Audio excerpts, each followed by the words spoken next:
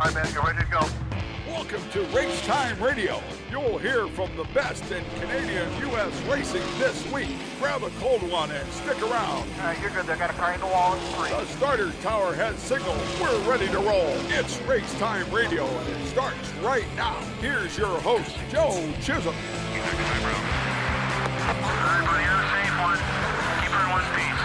And good evening, everyone, and welcome to Race Time Radio all again tonight on SiriusXM, Channel 167 Canada Talks, and on RevTV Canada. Of course, on our YouTube channel as well. You can check us out anytime, RaceTimeRadioTV, and we are live. So we got a good one lined up for you tonight, everybody. I'm Joe Chisholm Sr. That is Joe Chisholm Jr. right over there. What's going on tonight there, Junior? Hey, we're all fired up.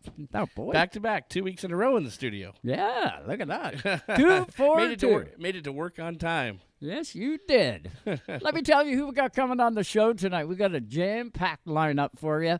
We're going to kick it all off here in just mere moments with that guy at the Speedway 660 and, of course, the new Super Late Model Series.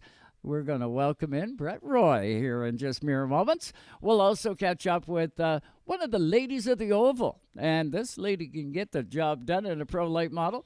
We got Samantha Shaw going to join us tonight. She'll be running at Sunset Speedway and maybe some other events sprinkled in there. We'll check in with Sam tonight. We'll see how the plans are all coming together for, I believe it's the 44, but the 83.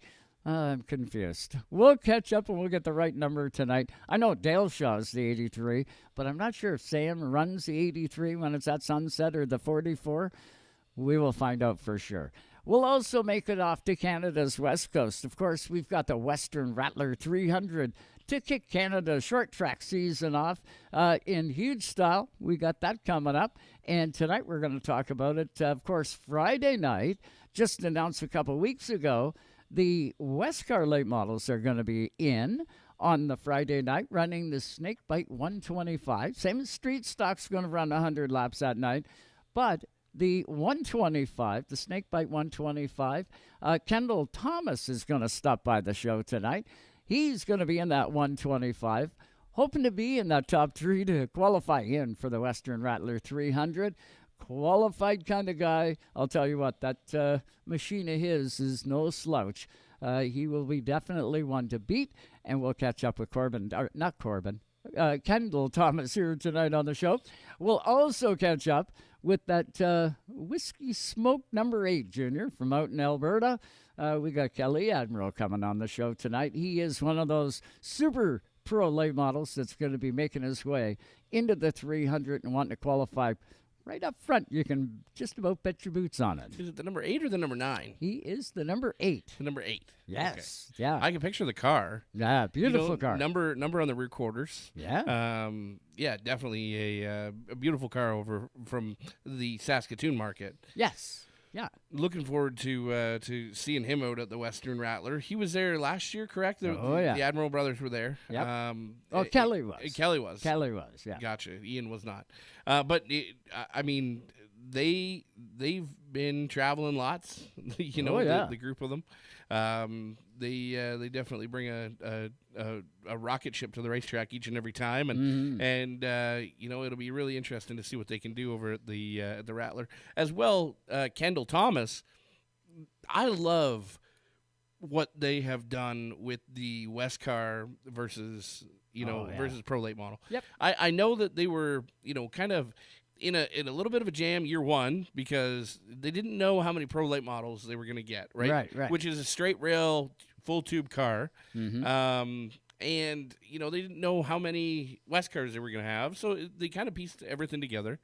And they pieced a really good rule book together. If I'm not mistaken, there was a WESCAR inside the top 10 at the finish last year. Oh, there was. Yeah. Right? Yeah, there was. Top five. We had Riley Siebert, of course, wanted full-blown pro late model. Yep. Trevor was the 69 car, full-blown pro late model. Yep. In third spot, the 42 car, Kyle Reed. He's full-blown pro late model, but the 12 car was Matt Shirley. He was from Saskatoon. That is a pro late model, super late model. But then it was the 34 car. was in that third spot. Mater, I believe, is in third or fifth. Sorry, fifth spot. Which I believe Top 5. Okay. There was a lot of WESCAR mixture in that top 10. Yeah. Okay. Yeah. When you look at the technology differences, they are dramatically different. But that being said, you're going to see a very similar thing play out this summer over at Sunset Speedway. It's there's a number of competitors that race limited late model. They have, of course, basically abolished the limited late model class at Sunset. Right. But they are allowing the limited late models to run with a built engine against the guys in pro late model. And by the sounds of it, there's going to be some really good competition come out of this. A real mixture. And yeah, absolutely. Yeah. There's going to be cars with more power. There's going to be cars with more turning ability. There's going to be, a healthy mixture. So it will be definitely interesting to see it play out here. And I'm looking forward to seeing how year number 2 goes for the Rattler out west. Yeah, it's going to be incredible. What do you say we get to guest number 1? I've been waiting to get this guy on since I was texting with him on Tuesday. His name is Brent Roy, and he is Speedway 660 and the Super Late Model Series, brand new out there on Canada's East Coast. There he is right there, Brent, up on the Zoom line. What's going on, bud? How you doing? Oh, not too bad, guys. Just kind of missing the end of the cup race there. The tail end, I guess, was the last couple laps. But man, we've been really busy here the last month or so on the super late model side of things and on the Speedway 660 side of things. It's I've had a lot more team members, kind of in the fold, taking some weight off my shoulders, which is good. But we've been really busy, hammer down. Well, since we had you on the show back, it was right in the brand new year when the Super Late Model Series was announced, I believe you had foot to the floor since, you and the whole group. How things been shaking out? Let's start with the tour first, or the series. How are things looking there? Looks like the numbers are all going way up. Yeah, for sure. It's been an absolutely phenomenal response. Everybody's excited. Everybody I talk to. I get people every other day. I said before that my phone's blowing up, and I'm still getting text messages and calls from people I don't have their phone number, and I'm like, who is this? And they tell me who they are, and they're excited, and they can't wait to be with us May 13th for the first event, and just really believe and behind what we're trying to do, which is a series kind of by the racers for the racers to put on a show for the fans. So it's kind of encompassing, we support the races as best we can, but we also are there to put a show on for the fans, because if it's not for the fans, then we don't get anything. So there's a lot of people that are that believe in that and really excited for it, and we are too, for sure. Registrations continue to roll in. We're knocking on the door of 24 at the moment, and that's 24 for all, a commitment to all the events of the series. And then I have anywhere from 4 to 8 who have expressed interest in particular events, on top of those, almost 24 cars. So we're really, really excited for it. We even have, people, the media, reaching out to us, wanting to help us. So it's really cool. That's good. That's good. And there'll be a number of guys too, right, Brent, that haven't shown their hand and won't show their hand. They're going to show up at the first race and go, surprise, here I am. Absolutely. Yeah. There's always, I was kind of one of those type of guys that just like to show up on race day and you didn't know he was coming or whatever. So, there's going to be a handful of those guys that, like you said, hold their cards close to their chest and whatnot. From a promoter side of things, you don't like that, because you want to be able to fly the flag that they're coming and get everybody excited. But it's different people have different styles, so that's okay too. Sure. One for all for one. It's going to be, it'll be a blast. Race number 1, 6-race series. Race number 1 is going to start where? Right at our home at Speedway 660. So May 13th on Saturday night, we're going to be at Speedway 660, 150 laps. And one thing that we're releasing this coming week, it's not really in print just yet, but we're going to be using a qualifying system that's not time trials, but it's heat-based, but also passing point system. So all too often we see guys draw, let's say the number 1, and then they maintain their position. They win heat race number 1. They start on the pole. They lead the first whatever laps. So what we're going to do is we're going to have a system similar to what ACT does, where if you start 5th and you finish 2nd, you get a +3. Right. And then if you start 3rd and finish 6th, that's a -3. So it's not so good. Right.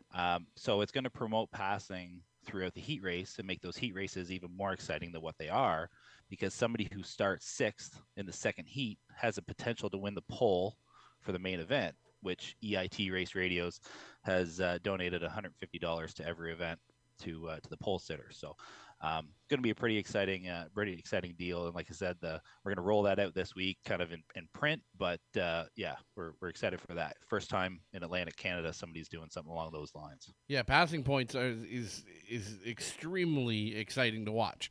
I've seen plenty of on the sprint car side, on the dirt side.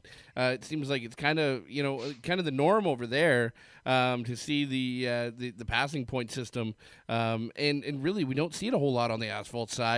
And hats off to you guys for taking the initiative to do that. Qualifying is important. It's exciting. It can be. And that makes it more exciting. It makes it more exciting. Yeah. It allows them to get up on the wheel. It allows them to go get it. Yeah, definitely. It doesn't just hand somebody. There's nothing worse than seeing a big special. It's a big crown jewel, and the guy draws the number 1 at the back gate, starts on the pole of his heat, drives away. Starts on the pole of the feature, and drives away. Yeah. There's nothing worse than seeing that. But it's definitely exciting. Hats off to you guys for doing that. When I heard the passing point thing, my eyes perked up a lot. Yeah, incredible. Yeah, for sure. Yeah, it's something that we saw in dirt a lot, and I was chatting with some of the team, and I said, why don't we do this on pavement? Yeah, it makes sense. And I got hit with a lot of, I don't know. Who's going to manage it? I don't know. Why don't we do this? I said, well, why don't we do it? Let's do it. Yeah. So there's going to be some racers, obviously, who are maybe not used to it or whatever. And it's just the clarity of the system and understanding how it works is a lot of time when confusion or frustration kind of sets in. So communication from us to them will be the real priority, making sure everybody's on the same page. And, some people might not be a huge fan of it to begin with, just because they might be the guy that draws that number 1 or 2 and then runs away with it, and they're used to that. Right. But now they got to get up on the wheel every single time. So it'll be really exciting. It'll make those heat races worth a little bit more than what they already were going to be worth. Mm-hmm. And it also gives everybody a shot at that $150 too. Yeah. Because if otherwise you'd be only eligible for it if the first heat. Right. So, right. We're super thankful for EIT Race Radios to be able to put that contingency award up. We have a couple coming this week that will be posted, but I'll share with you guys now. Penske Racing Shocks has given us $150 to the winner, $75 to second place, $50 to third place, and $25 to 10th place in U.S. funds at every single super late model event. Nice. And Swift Springs has come on board to give the third place finisher a free spring at every single super late model event. And the champion of the series will receive 4 free Swift Springs for their vehicle as well. So we're working on a slew of other ones at the moment. But those are just a few that I can share at the moment that we're really excited about. And we haven't even announced those. So you guys got the scoop on those. So we're pretty excited. Well, that's the kind of thing you got to do, Brent. To build the series, that's the kind of thing, those, especially when the rewards stretch back into the field a little bit. That's kind of a cool way to do it. I know when I had All-Star, we really prided ourselves on doing that. Contingency awards. We had a 5-star body award where a guy would win a full body. Everybody runs the decal. We did it by draw. So it was all done fair, and it worked out really, really good. We had all kinds of awards. The Wix filter one was the best. Wix filter and Excite batteries. NGK spark plugs. When you registered for the series, you got all your filters, or not all of them. No. Half the filters for the year. No, we had a case of oil filters. Yep. and you got 6 air filters, Yep. 3 of which were qualifying filters and 3 were race filters. So we had such a package. It was really cool. Exide batteries came on, and we got 2 free gel batteries for every race team that was registered, and guys would jump in and do that. Yeah. Yeah, I'm a firm believer you got to do that stuff. You know what I mean? You got to hit the pavement, and well, it's hard to hit the pavement when all these companies are in California or North Carolina or whatever. But you got to give them a call. You got to you can't leave them alone either. You got to call them back and, and talk to the right people and kind of say the right things. And, it's not easy, but the way I look at it is I'm going to work really, really hard for my race teams that are supporting our series because they're working really, really hard to support our series. Yeah, absolutely. And the more that I can give back to them, we did the same thing. Well, not the same thing, but a very similar thing to the 250 last year on Speed Weekend, where we gave away 2 sets of tires. We gave away over $1,000 worth of gas cards, and they were all just random draws to competitors that were there. Yeah. Right. Yeah. So you didn't have to win the race to get it because you're winning a chunk of change to win the race anyways, but you're there, you might finish 12th, but next thing you know, you got a $500 gift card that's going to get you there and back and then some for fuel. Right. So absolutely. It's trying to support those teams that support you is a huge thing, and I'm trying to do the best that I can to be able to do that. And I think it's paying off for sure with the registrations from the series for sure. If you're just tuned in to Race Time Radio, welcome aboard. We're with Brent Roy right now. He is Speedway 660 out there just outside Fredericton, New Brunswick, also with the Super Late Model Series that was announced earlier this year. Brent, let's talk about Speedway 660, shall we? I know things are percolating there, too. You got to switch hats all the time, but things are really coming together at Speedway 660. Yeah, I don't know if you noticed, but I'm wearing the same hat that I wore last time because I have too many hats, so I've just decided to wear this one hat, and I got to clean it. But we were down in Hickory, and they made me work on the car when we were down here last week. But I purposely wear a hat that doesn't have anything on it so that I can kind of like a Richard Petty deal. You don't have to. You cover all the bases. Yeah. But on the Speedway 660 side of things, everything's looking really, really good. Probably the biggest thing that we haven't announced just yet, but we're going to hear in the near future and now, I guess, is that our Pro Stock 250 or Pro Late Model 250 at the end of the year is now going to be $15,000 to win. Wow. The last couple of years have been 10. So we're in that category of kind of the I think a handful of races. You guys posted, I think, 6 races across Canada. Yes. That were 10,000 or more to win. Yep. So we're 15,000 to win. I think the IWK is the same thing. And, bringing us to that prestigious level. It used to be 15,000. So what we did once upon a time was we took 5 away from the top and distributed it back through the field a little bit more. Right.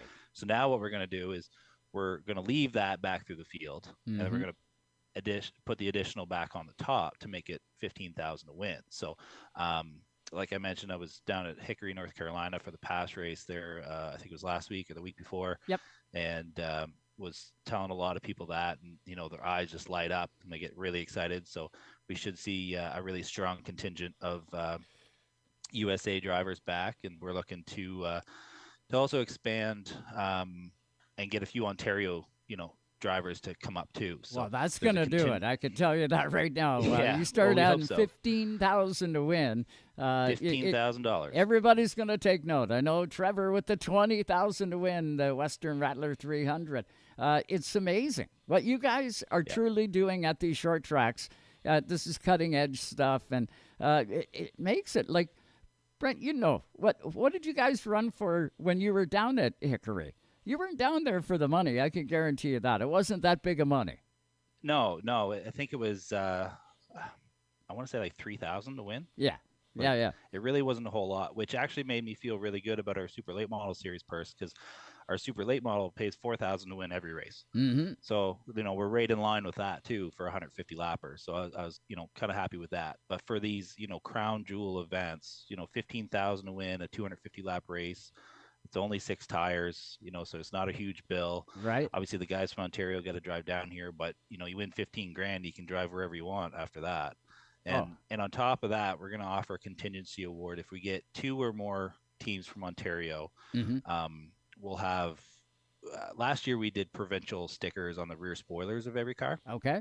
So we're hoping to have a few from Ontario, and like I mentioned, I'm gonna start reaching out again to some teams and not leaving them alone and whatnot. Right. But we'll have a $750 bonus to the top finishing Ontario team, regardless of where they finish. Wow.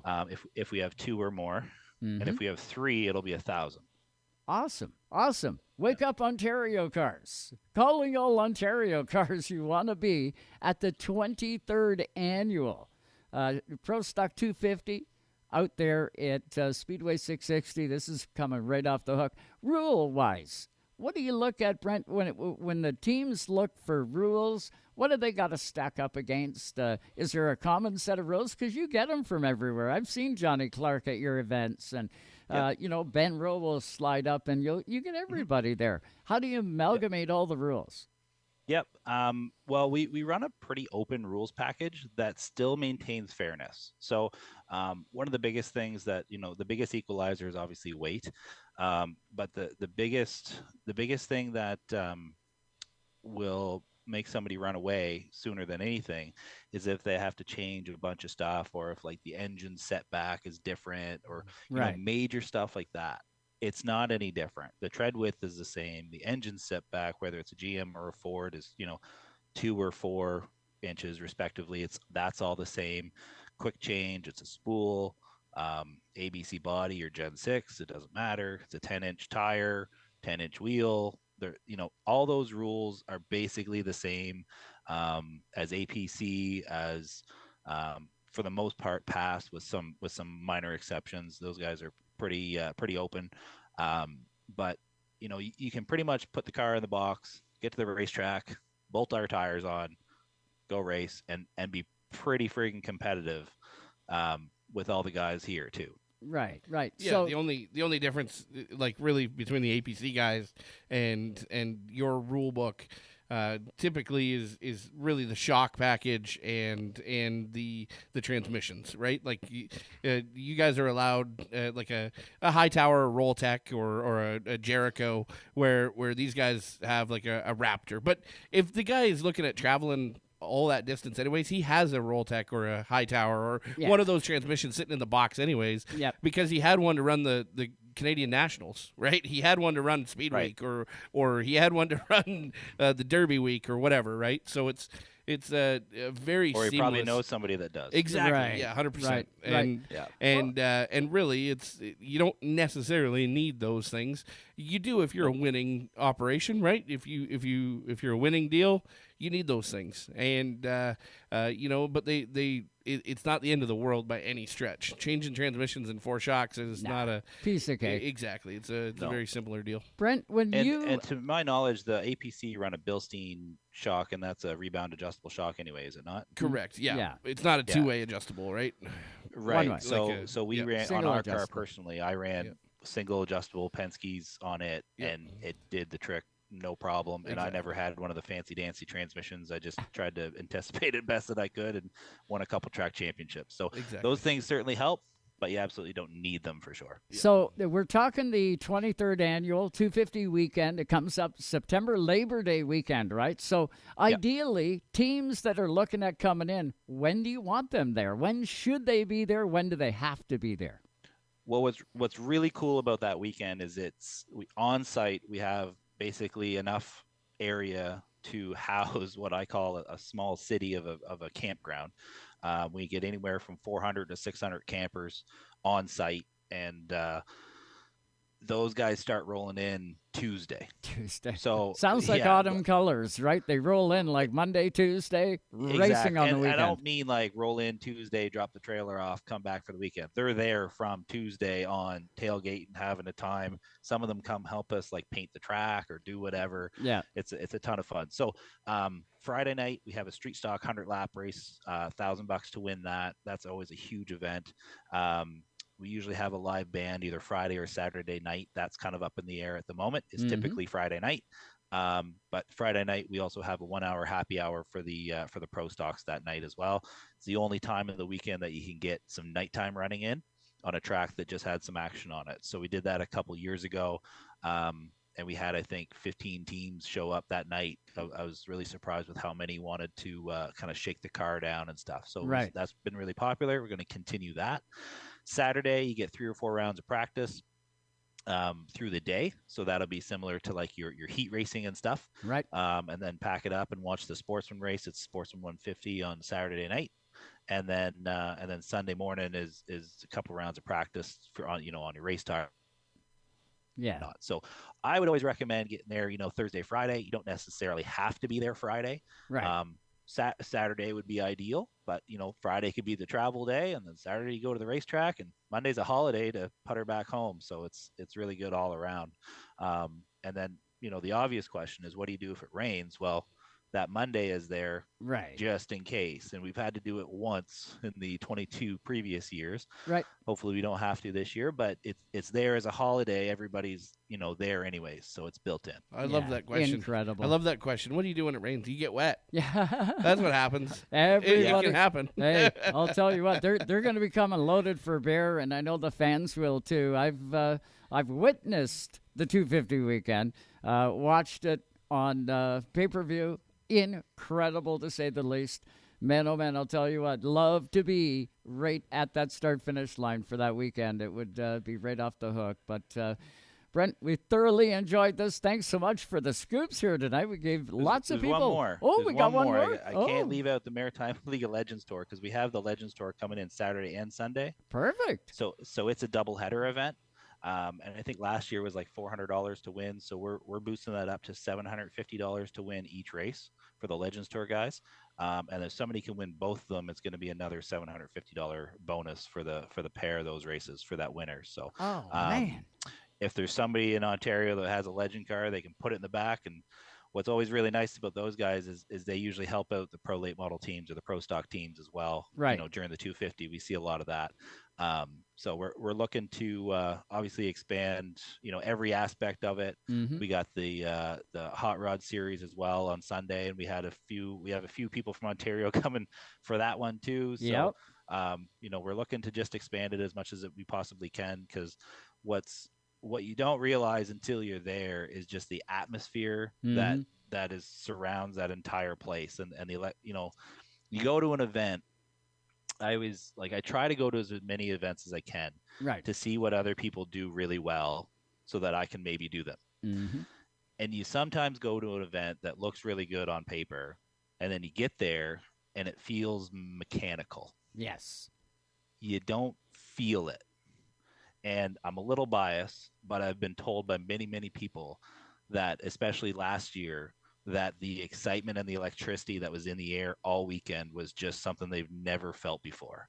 Yeah. So we're super excited to keep it going this year, and we're hoping that, 15,000 to win is going to really increase that even more. And, the teams I've had teams already saying, where do I register? How do I register? They're wanting to register already. So we hope to have that up here in the next week or two. We've been having some website issues, but, that should be live here shortly too. Incredible, to say the least. And how you get that feeling that fans feel, the competitors feel, is through the test of time and through doing exactly what you guys are doing, and that's putting the old nose to the grindstone and putting the best deal forward and doing that repetitively. Brent Roy, you guys are doing it again this year, and I'll tell you what, this goes from regional racing, provincial racing, maritime racing, to now Canadian. And it goes right coast to coast. And good on you for moving the ball down the field. I know we look forward to getting you back on a number of times in between now and then. But we'll get you on before the first green flag goes in the air for Speedway 660. I know we look forward to it, bud. Awesome. Appreciate it. Look forward to any time we can help you guys out, or you guys help us out. And we'll until then, speed safely. You want to believe it. That is Brent Roy right there. Speedway 660. You got to check it out. Man, have we got some stuff to look forward to at that Speedway throughout the course of the year. Quick break on Race Time Radio. When we come back, Samantha Shaw is going to join us. We'll talk to her about her pro late model season that she's got coming down the line. Stay with us.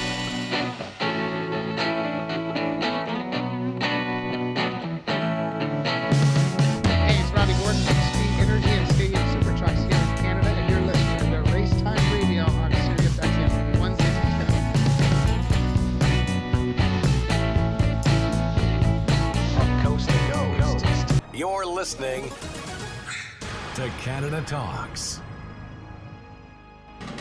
Race Time Radio is brought to you by RPM Race Parts. Order today, race tomorrow. Also by VP Race Fuels, the worldwide leader in race fuel technology. And by Dawson Dental Centers. Get your victory lane smile at dawsondental.ca.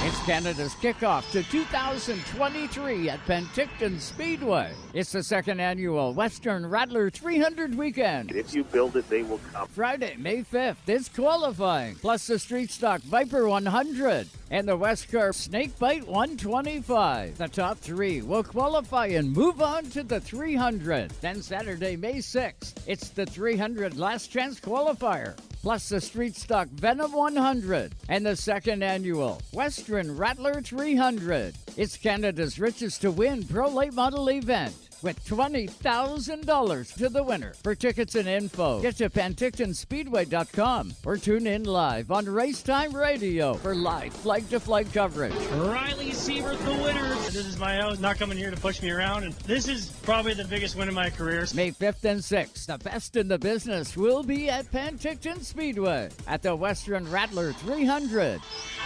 When you think NASCAR, think SiriusXM NASCAR Radio. This may be the most important thing that's ever happened. You're damn right, baby. The races. The Daytona 500 win. Good job. Wow. I love that we have playoff racing now. The talk shows. We'd love for you guys to participate as well. The unprecedented access. Well, I'm here at the red carpet with the fans. SiriusXM NASCAR Radio, Channel 90. Chastain did a video game move. Also streaming on the SXM app. I think they're happy down here.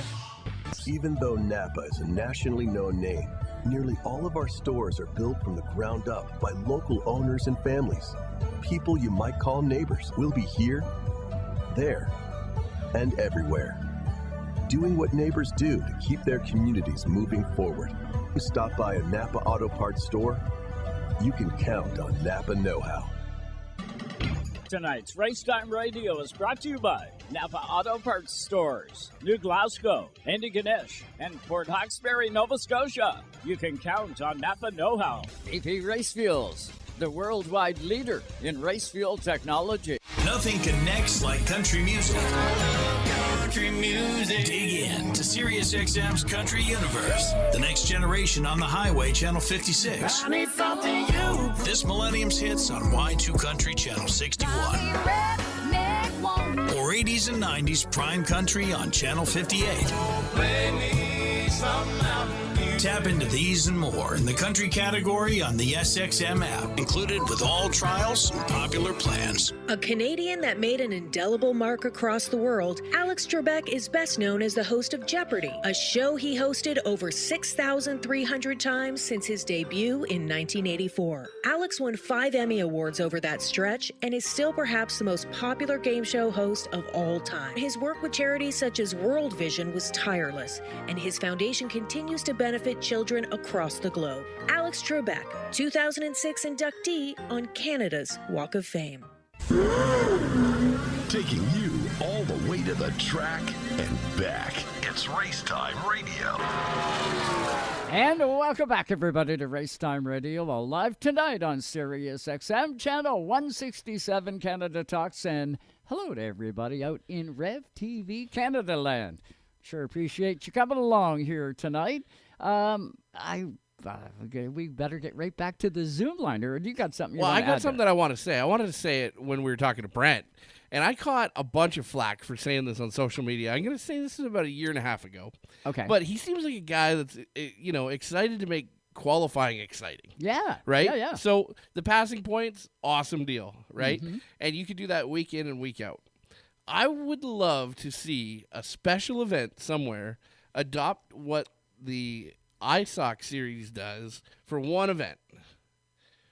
The ISOC series, think back. You got me scratching my head. Think back. Now. What, the Dominator? The Dominator. Okay, the Dominator where one passes the other to get in. King of the Hill, right? King of the Hill style, qualifying. Yeah. But quick and easy. On a quarter mile, you got to think about it.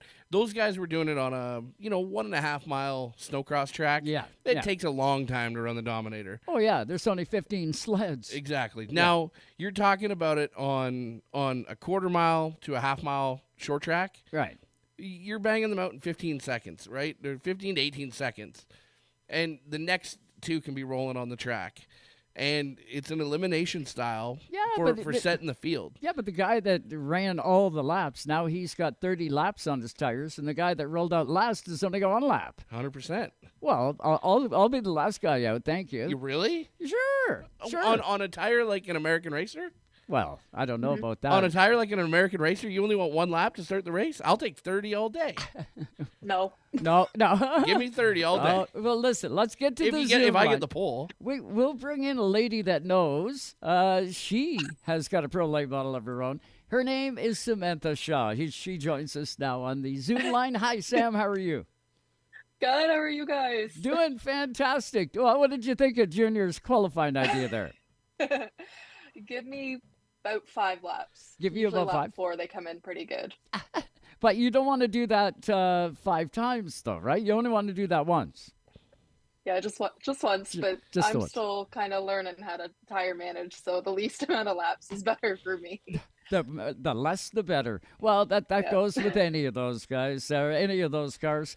Hey, I seen you down at Motorama. Things are coming together for the season. Looks like you're all pretty well set to go. Yeah, everything's been coming together pretty well. We're working on car should be ready pretty soon. We actually got a lot done on it the last couple days. So, and then Sunset's doing so many good things this year. I'm so excited to head back. I love that place, and I'm so happy that they're really making a push to make, special events, really active on social media, all that good stuff. Well, the place to be in 2023, according to Brian and Sandra. Had a great discussion with them at the Sunset booth at Motorama. Had a lot of fun with them, but they are very, very genuine in the excitement level. They've been definitely pushing the buttons to make everything go. And I believe that's all going to pay off in dividends this year at Sunset Speedway. This will be your first time, I do believe, being a NASCAR driver too, I would imagine, right? So I did the NASCAR stuff with the mini stock for a couple of years, but I only did like maybe 1-2 seasons full time, I think. Right. I think it was 2019. No, I'm trying to remember last time we had NASCAR because it went away right after COVID, but I think 2019 was the last NASCAR year for me.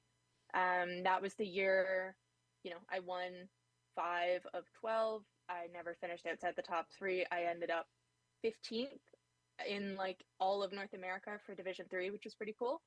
I'd say. Yeah.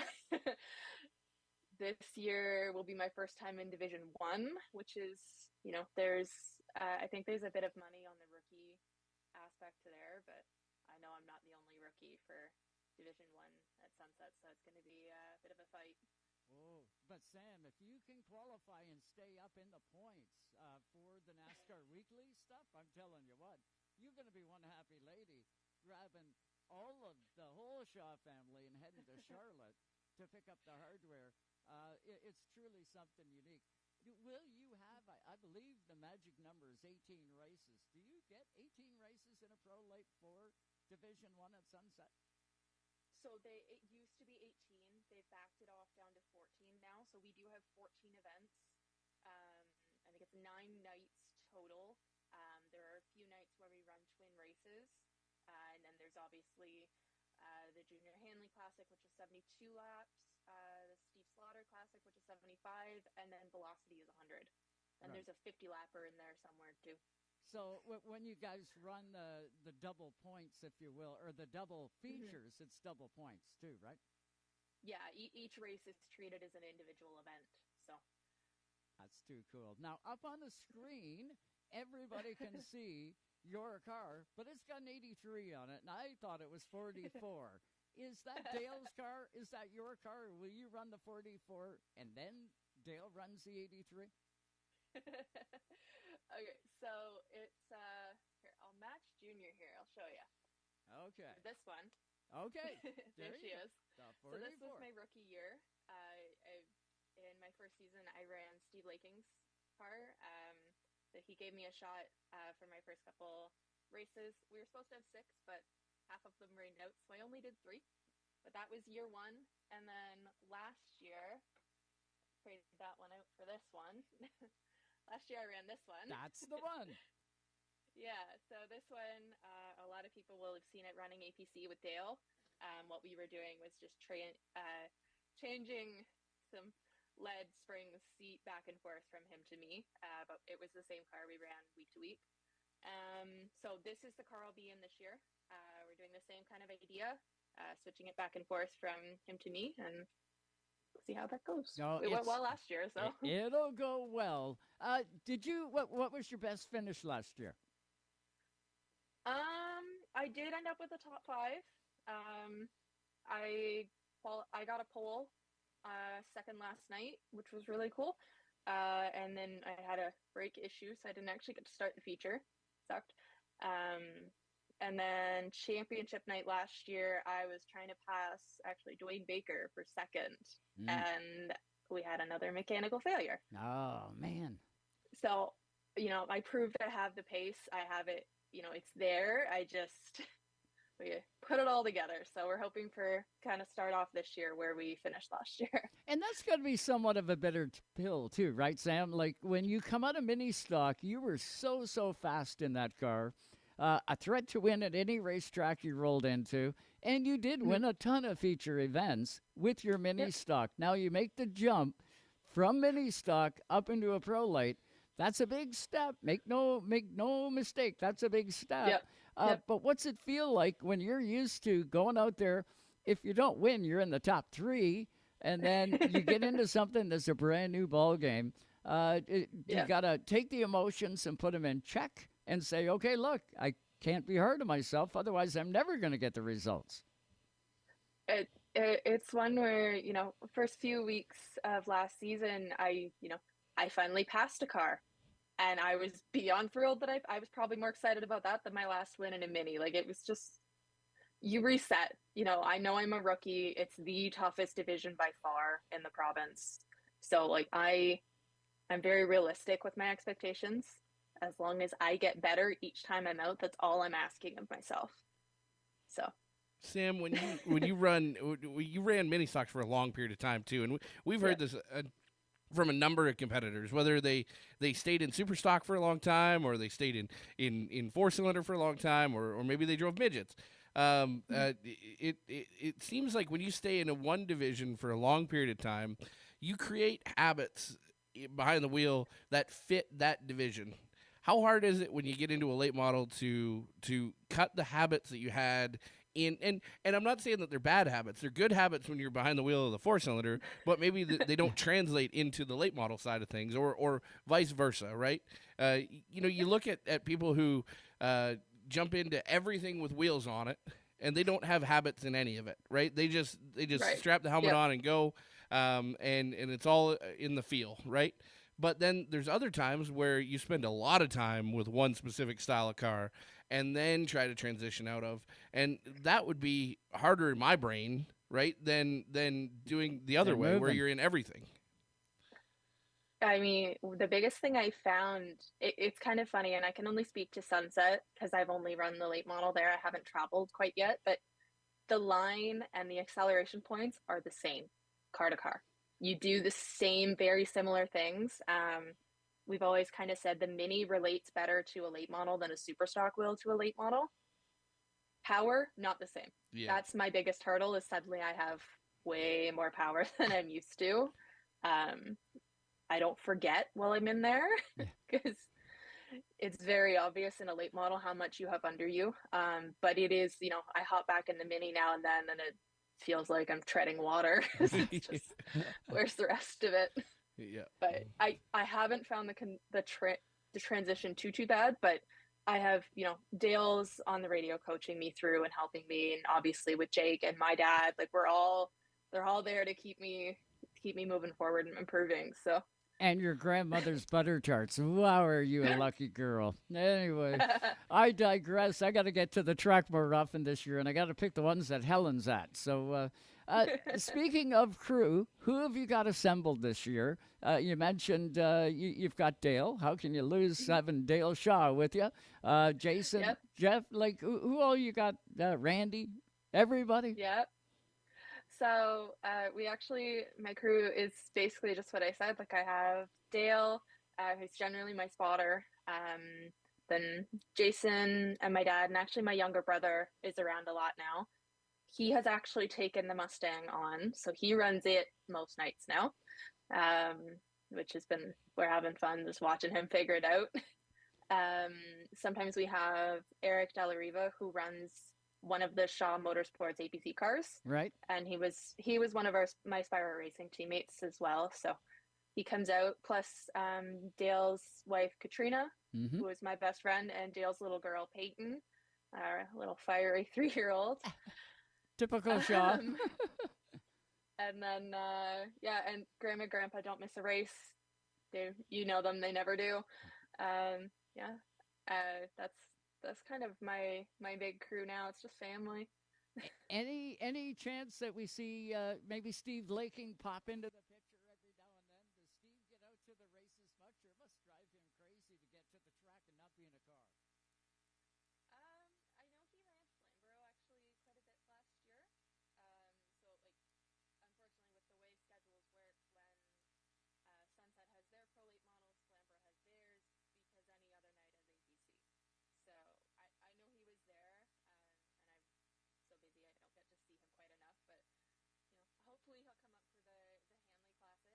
He's kind of one of the few left with a Hanley car, so that'd be pretty cool. But yeah, anyone who wants to come help us, we're always happy to have more family around. It's fun.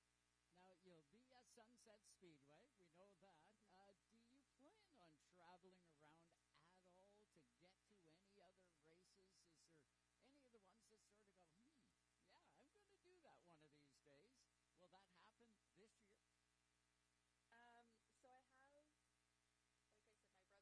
So Sobel announced a 1,000 to win mini stock race that I've been eyeing, because I would love to actually win one there. I get close, but we've been looking at some regular nights at Delaware, Flamborough, Sobel, just trying to see, to try my skill at a new track, but not on an APC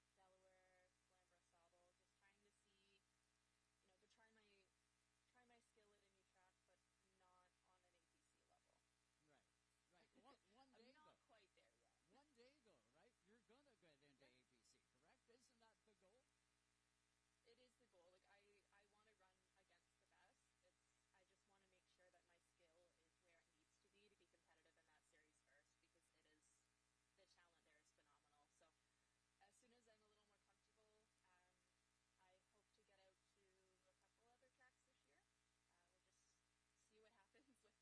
hope to get out to a couple other tracks this year. We'll just see what happens with timing and weather and all that. You never know. So. Well, I know it's in your DNA, young lady, to be out there in a late model, and it doesn't matter what racetrack. If anything, the confidence level needs to be where it's got to be, and you'll do just amazing. I want to ask you, too, about Ladies of the Oval. You've been involved with Ladies of the Oval for quite a few years now. Did you make the calendar this year?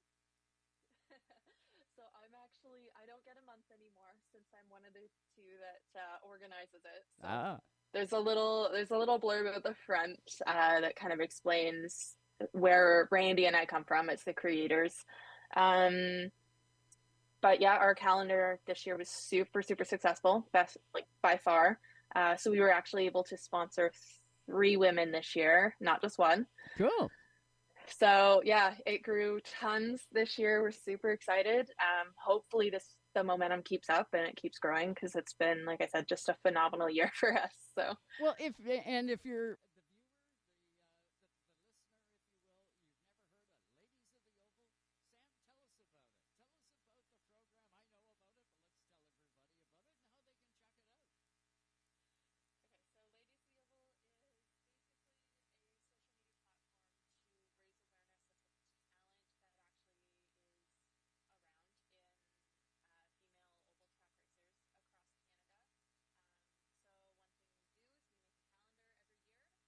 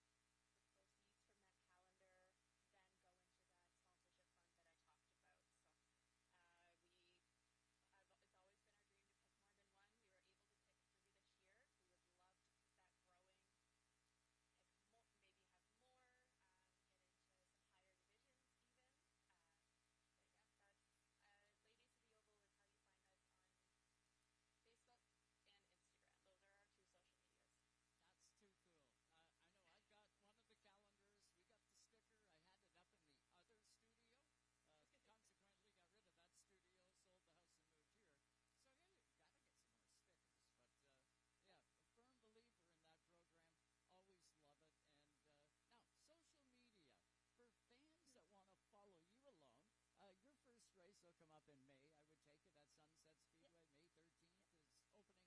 May 6th. May 6th. There you go. May 6th. And that's going to be your first night, but fans that may want to follow you along, how are they going to do that? So I am on Facebook, Samantha Shaw. I don't really have a racing page. I just kind of post it all to my personal page. There's a lot of stuff to keep track of. Then there's my Instagram is 81 Shaw, and my Twitter is the same handle, 81 Shaw. So when do you win the first race? When do you have the first race circled? When are you saying,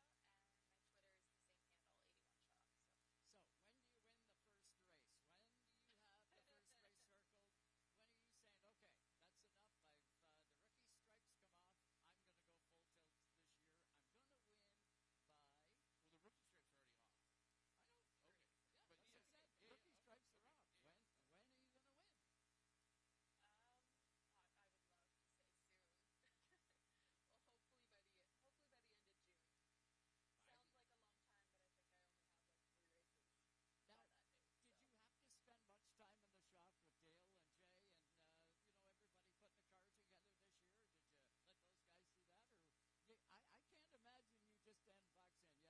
Yeah, but as I said, rookie stripes are off. When are you going to win? I would love to say soon. Well, hopefully by the end of June. Sounds like a long time, but I think I only have like 3 races Now, by that date. did you have to spend much time in the shop with Dale and Jay and everybody putting the car together this year? Or did you let those guys do that? Or I can't imagine you just stand back saying, yeah, you guys put it together and I'll just arrive and drive. To a point, I do let them handle it just because I'm in nursing school as well as working, so I am really busy. But I pop in when I can to help out. Like I was there a bunch today and yesterday. But yeah, for the most part, we try to do everything as efficiently and get the car done. But they understand that my schedule is a bit crazy, so if I'm not around, it's not okay. Yeah, it's not because you didn't want to be around. It's just a lack of time. Well, I know all of us can't wait to see you behind the wheel at Sunset Speedway. This is going to be one of those seasons, Samantha Shaw, that I got a feeling you're going to be up near the top, if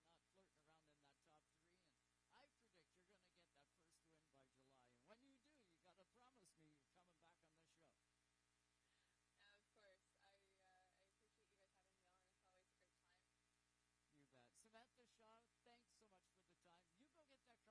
you do, you got to promise me you're coming back on this show. Of course. I appreciate you guys having me on. It's always a great time. You bet. Samantha Shaw, thanks so much for the time. You go get that car ready. May 6th is not that far away. No, it's not. I hopefully see you guys at the track this summer. Be great. Guaranteed you will. And just because you don't get a month in the calendar doesn't mean you can't have the cover, right? You don't have a month. You can just have the cover of it. Yeah, like I said, we have a little blurb. It's in there. Just if people want to read about where we came from and why. But we really want to showcase others. Randy and I have both been racing for probably way longer than we care to admit. So we want to get other names out there, not just ours. So. You guys do a phenomenal job. Thanks, Sam, for the time tonight. Yeah, thanks, guys. That is Samantha Shaw. Oh, awesome watching her. Love watching her in a 4-cylinder. To see her in a late model junior is too cool for school. She's got the right DNA.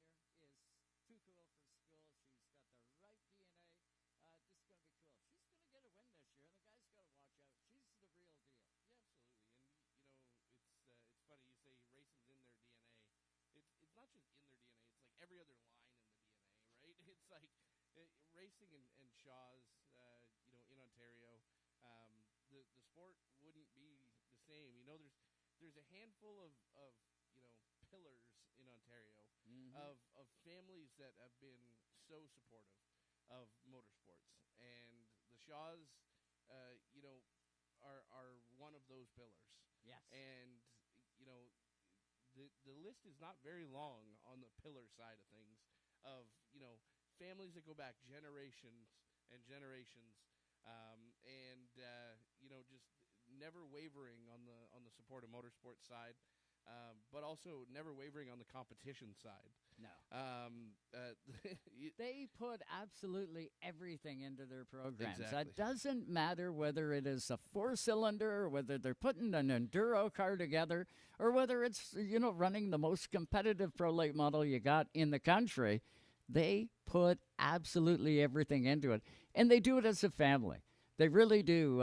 Jason Shaw has been a good friend of mine forever. Same as Randy, same as Jeff. I think back when Jeff was driving a Canadian Vintage Modified, and of course Ron and Don, the dads, just incredible people, and the whole family. The whole family is just they're the kind of people that you want to see at the racetrack.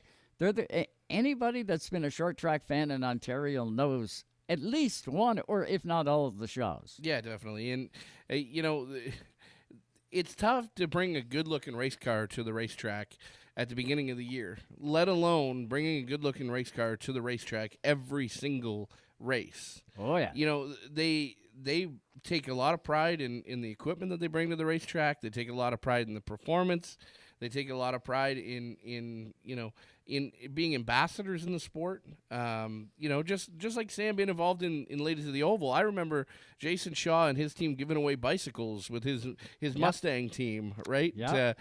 When it was sponsored by Dell Metals and Spira and all those companies.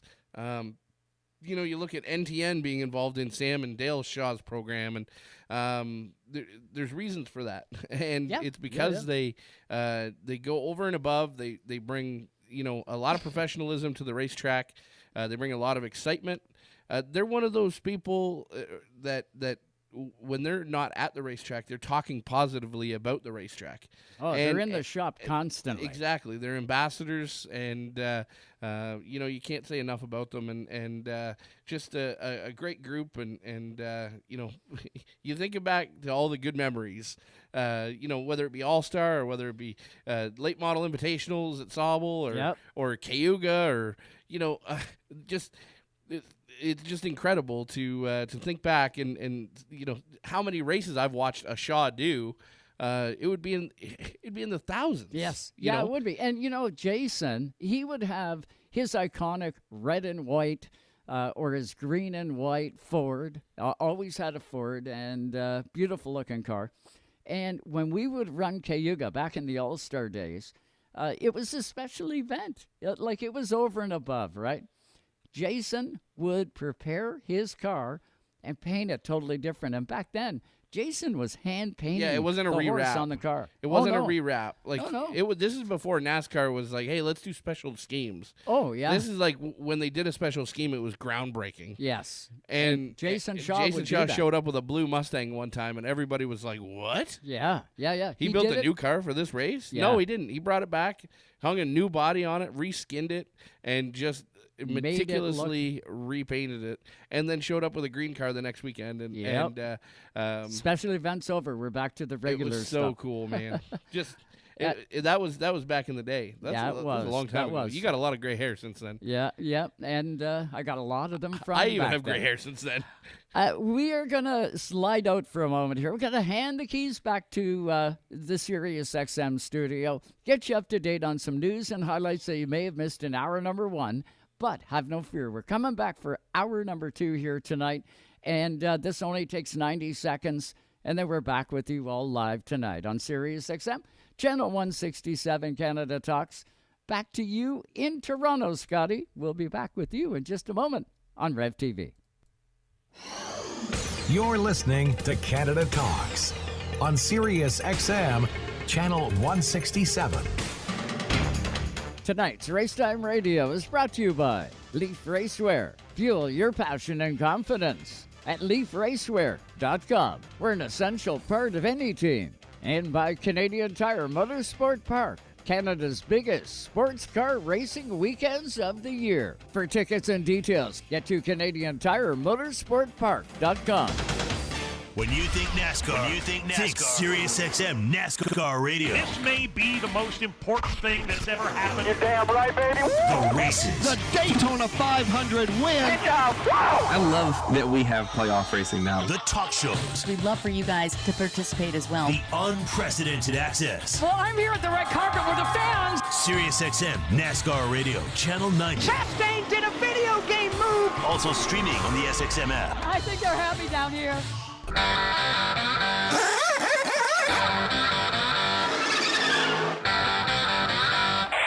back with hour number 2 of Race Time Radio. With the two Joes here on Race Time Radio on SiriusXM 167, where Canada talks. And just like that, hour number 2 begins tonight on Racetime Radio. I'm Joe Chisholm, along with Joe Chisholm Jr., right here in the Racetime Radio studio, and we're so glad you could tune in tonight, be it on SiriusXM, be it on RevTV Canada, or maybe you're tuned in on the Performance Motorsport Network.com, which airs Race Time Radio throughout the course of the week. Thanks to all of you for tuning in. And don't forget about our new YouTube channel. I still call it new. It was back in October when we started it. But the subscriber numbers are jumping, and it's all thanks to you. If you don't mind, hit that subscribe button when you're on RaceTime Radio TV. We'd really appreciate it over on YouTube. But, Junior, it was a busy weekend at COTA. We had the NASCAR trucks back on track. We had Xfinity back on track. And then, of course, today, the Cup Series race. That was quite a burner that you and I missed the end of. Yeah, we just missed the tail end of it. It's funny, the last couple weeks we've squeaked right in at the end. Yeah. Right? It's like the checkered flag falls at 6:57, and then you got to hustle over, turn everything on, and we're ready to go. Boom. But no, this one here went overtime a little bit, but Tyler Reddick, of course. They should have started it at 3 o'clock like they were doing.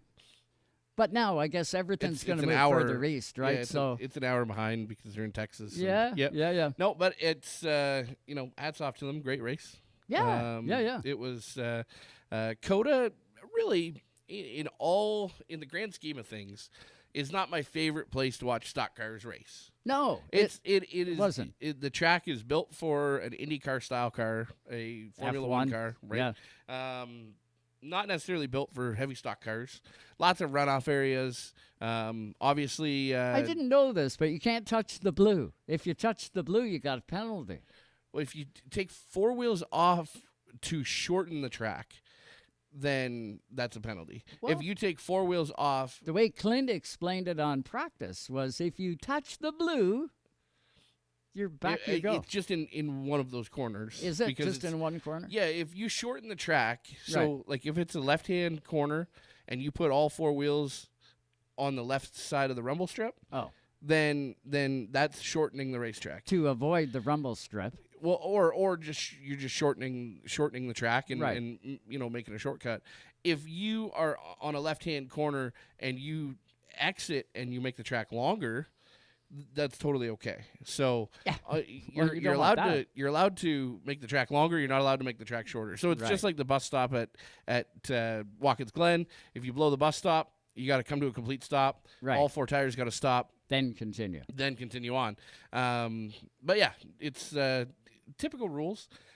See at Toronto, Indy, or Chicago when they go to the street course there, they don't need to worry about that because you can't shorten the course up because there's a concrete wall there. Yeah. And that'll be a penalty if you happen to hit that. The penalty's significantly more.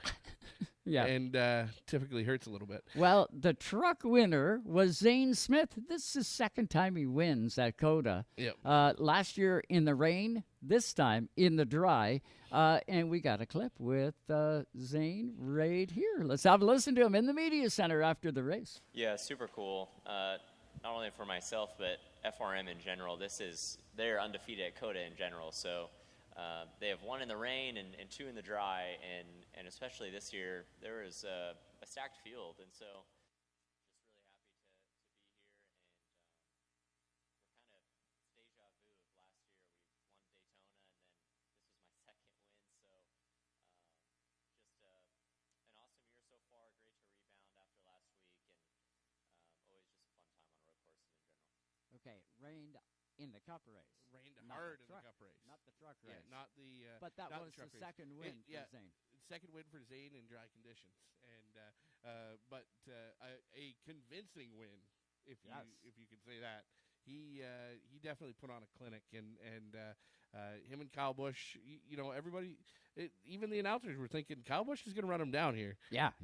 No, he didn't. He ended up staying ahead of Kyle. That says something right there. But you know what? Confidence will do that behind the wheel of a race vehicle. I don't care what division it is. Yes. If your confidence is up, that's worth. It's got to be worth horsepower. Yeah. When you got confidence and it's built in, and definitely Zane Smith has got some confidence happening right now in whatever he gets in. He's doing a good job.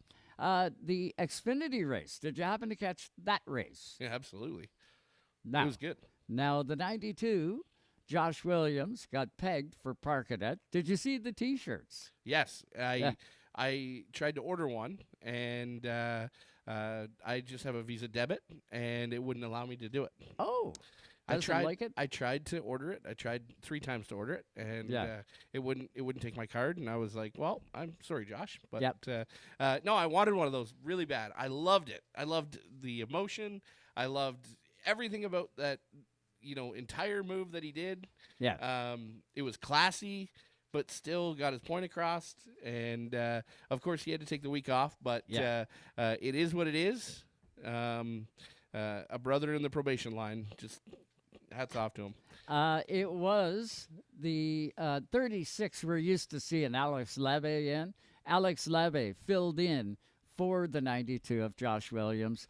And you know what? Alex had a decent day. He chased it all day. He ended up getting a penalty. He got bounced around, spun out near the end. Yeah. But he still got a 15th place finish out of that race. And you got to know Alex Labbe is a road course ringer. He is one of those guys. You see him at Charlotte on the Roval. That's where he's got his best finishes in NASCAR. And Alex Labbe is the real deal. When I seen Jordan Taylor get the call for the 9 car, I thought, man, that's exciting stuff. I'm a big Ricky and Jordan Taylor fan. But when I'm also thinking of that, I thought, wouldn't that be cool to see Alex Labbe get a call?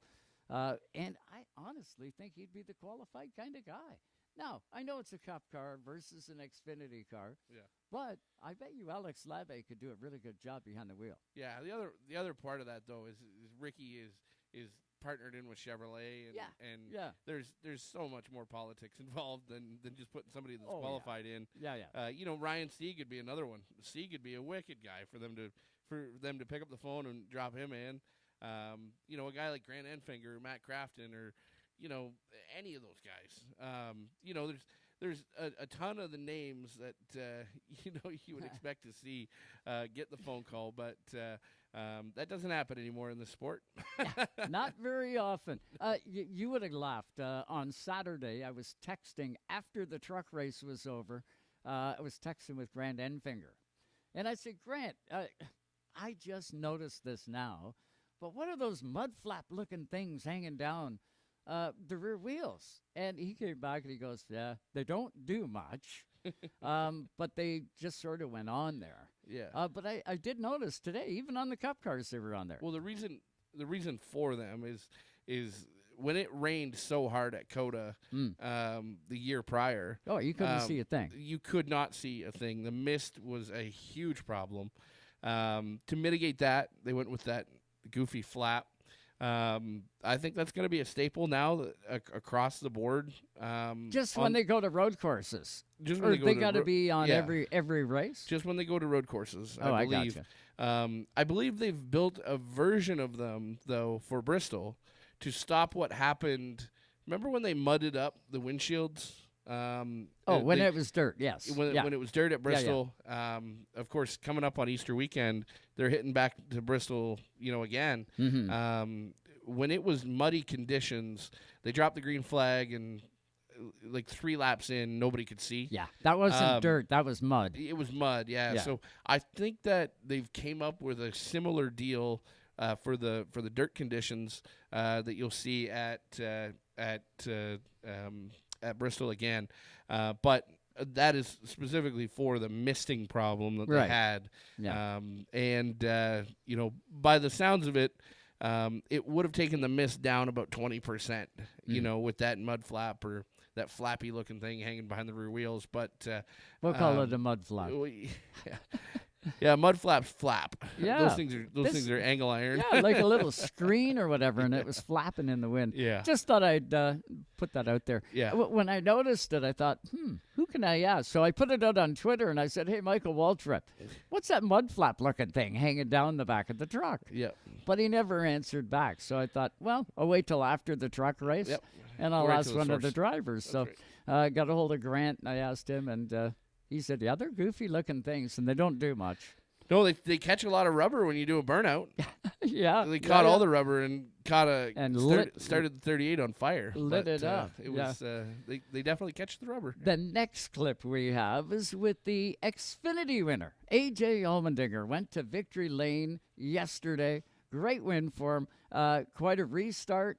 A.J., from the media center, he'll tell you all about it. Here he is. I wasn't sure how the race was going to play out with no stage breaks now. You're not really sure what strategy everybody's going to kind of play on. I knew we had a really fast car, but it was about trying to get back up there and how the race was going to play out. If it just went straight out green, I didn't know what was going to happen. I knew we had one pit stop to go. I was more worried when I first got out of the wreck. I thought I had damage to the car because there was a lot of smoke inside the car. So I was more worried about that at first, and then I kind of the fenders cleared themselves, and I kind of realized, okay, the car's okay at least. So just trying to get back up there. I hate having contact for the lead like that. It's not something that, I get really excited about.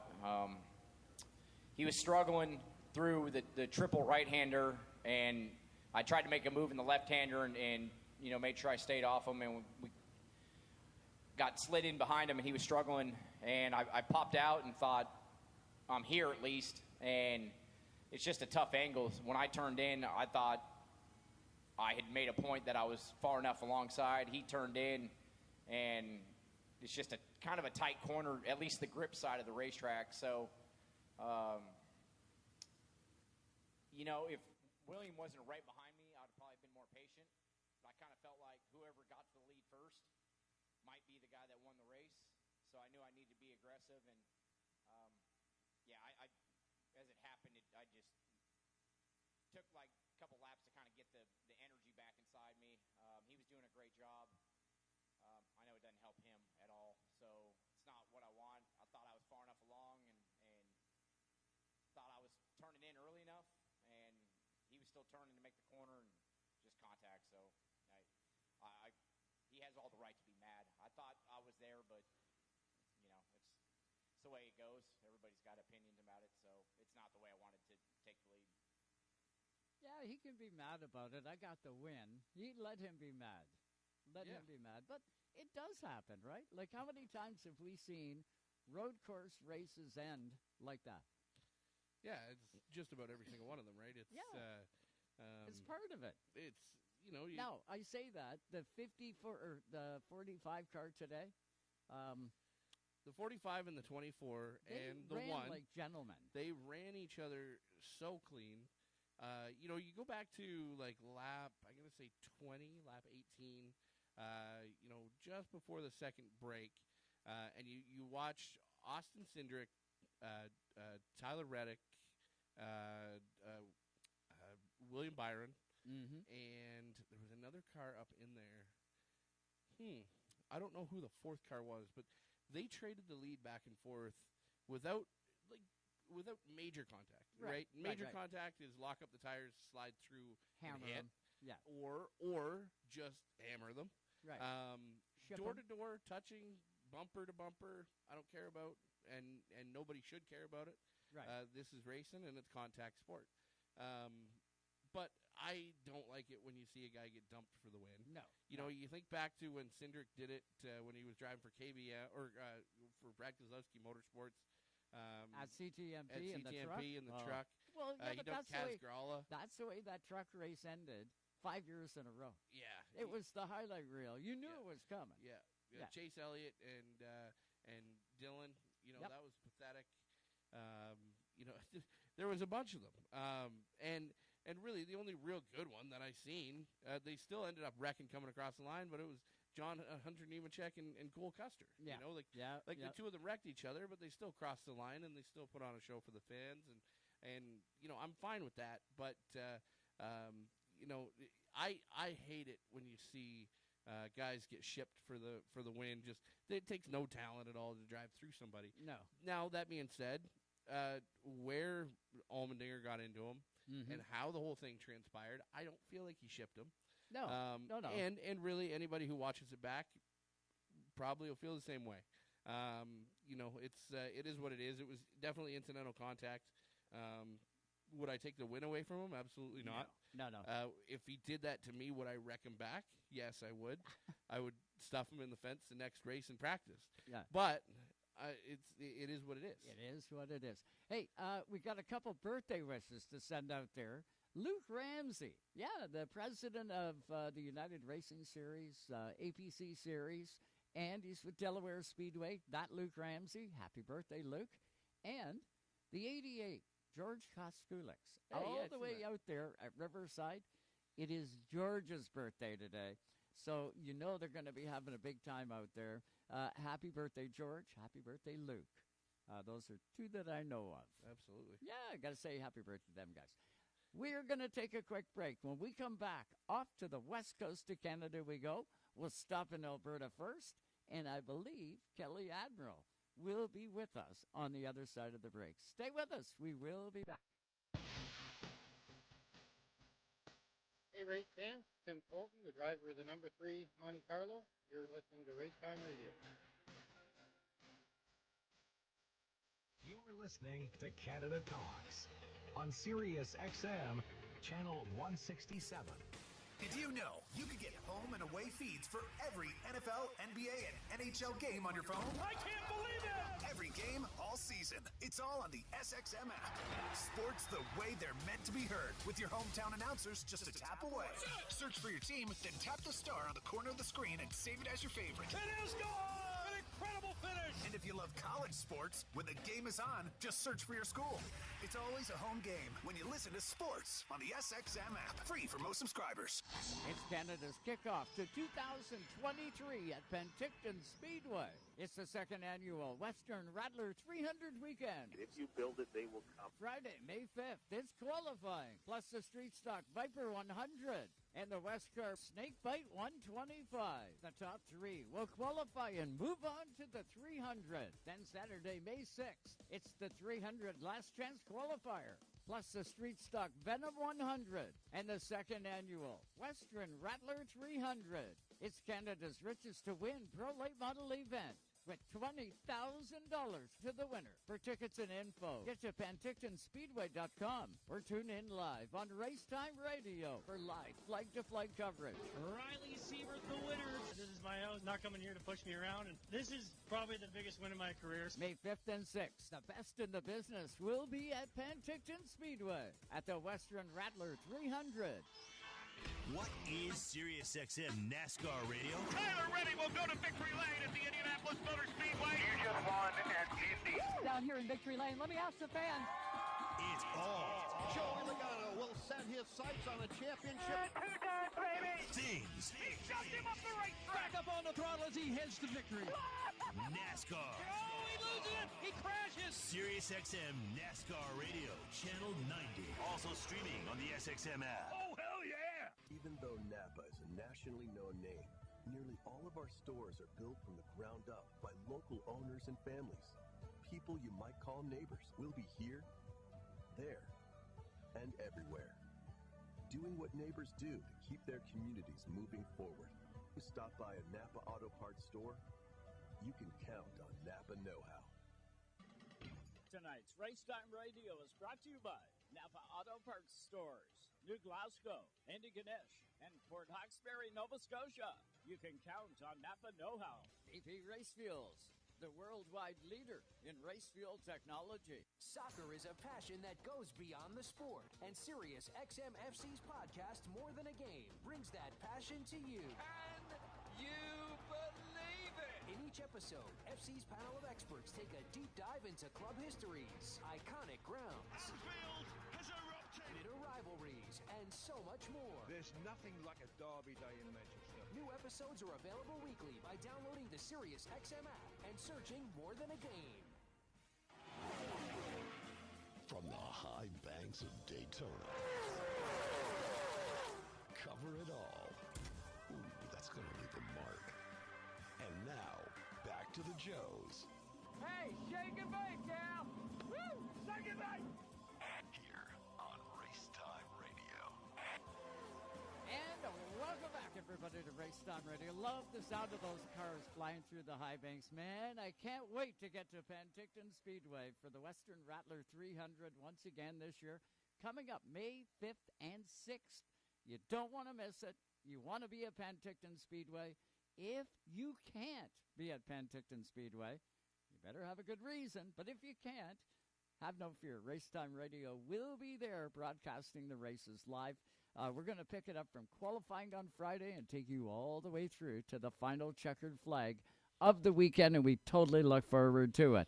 Our next guest is up on the Zoom line, and he has got that whiskey smoke number 8 probably ready to go. We'll check in right now with Mr. Kyle. What's going on there, Kelly. Mr. Kelly Admiral? What's happening with you tonight?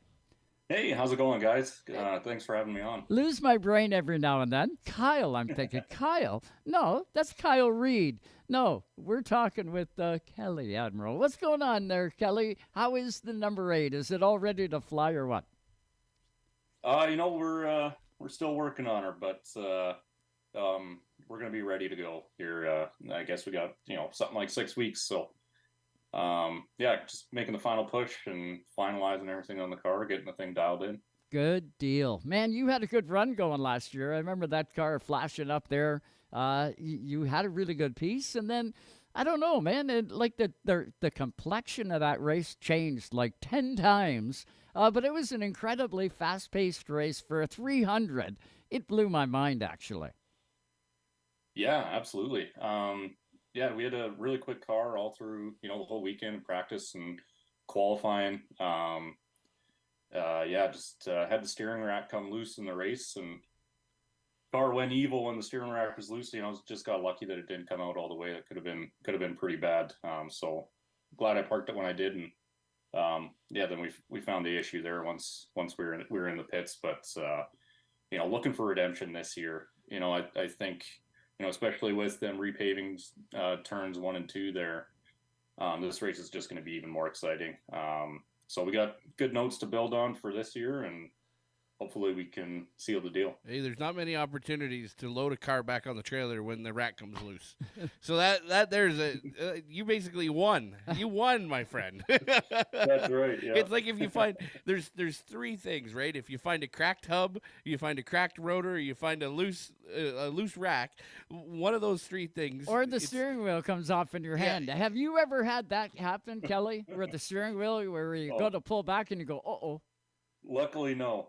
No, it's happened, eh? Lots of guys. Absolutely. And I've heard of guys trying to grab the knuckle and try to turn the wheel, and it doesn't go well. No, you need that leverage. Yeah. A pair of vice grips or something, but you don't normally have that much time in there. Go back to Penticton Speedway. Take us through turns 1 and 2 the way it used to be. Was it evil down in turn 1 and 2, that bump? Yeah, it was pretty evil. Especially trying to make passes on guys, getting through that corner. Go through there one way, and it'd be all right, and be able to make some ground, and then you go in, maybe enter 6 inches too high or too low or something, and the car's jumping up out of the track, and definitely an evil bump, but it added character to the track. So it's one of those things. You gotta drive the track as well as the car and the other drivers. So, but I think repaving, resurfacing there will definitely make for better racing, and make it better for us and better for the fans. Well, I remember watching you come through turns 3 and 4, and Kelly, there wasn't anybody that was going down as low as you were. You had that thing painting that bottom line. And what a missile coming off turn 4 each and every time. And I went, wow, Kelly's the real deal, man. He's going to be winning this race if everything stays there. The one of Mater, he did really good. The 14 car Carlson, he was doing really good. There was a lot of guys that were doing really good. And the 42 car, Kyle Reed, he was right up there. And honestly, the 09 that ultimately ended up winning the race, he didn't really surface until about, just before halfway. And then all of a sudden, here comes Riley, and there is 69 to Trevor Siebert. Those guys weren't up there for like 3/4 of that first segment. Yeah, definitely. Running the bottom in that race in 3 and 4, I would have rather been running the top like everyone else, but with the way that car was darting around on me with that loose steering rack, I was staying as far away from the wall as I could. So glad it looked good, but man, that thing was a handful to drive, and it was pretty terrifying. I wouldn't doubt it. This year, what has it been like with the 8 car? Did you, typical racer, probably blew the whole thing apart in the fall and putting it all back together now? Is this the same car that you had at Penticton last year, or is it a new piece under you? Yeah, no, same car. Don't want to fix what he broke, so gonna make sure that steering rack's nice and tight. But yeah, of course, stripping the thing down and going through every nut and bolt in the off season and making sure it's good to go. Funny when you take them apart too. I've talked to many teams here, of course, on Race Time, and asked them the same thing. Did you find much wrong with the car when you finally got to the fall and were able to take it all apart? Because week to week you guys really check it out, but you don't do like a full body off. That usually gets reserved until the end of the year because it takes so much to blow it all apart, put it all back together. Did you find much wrong with it when you did take it all apart? Did you go, oh, man, that would have cost me this race or that one? Luckily no, but it went into the shop in the off season with some damage from the Bridge City 200 in Saskatoon. So there was things wrong with it, but nothing that we didn't know about. What does 2023 look like for you? You know you're going to kick it off at the Rattler 300. What else does a year look like? Because I know you're a busy cat flying around all over the place out there. Yeah, it's not going to be too busy of a schedule for me this year. We're going to kick things off with the Rattler in Penticton, and then going to run a 150 with the Western Speed Association in Saskatoon, and then, of course, the Bridge City 200 as well. Yeah, that's going to be a probably dandy. wrap up the year for us, yeah. That's going to be a dandy. How about Ian, your brother? Is he? What's he doing these days?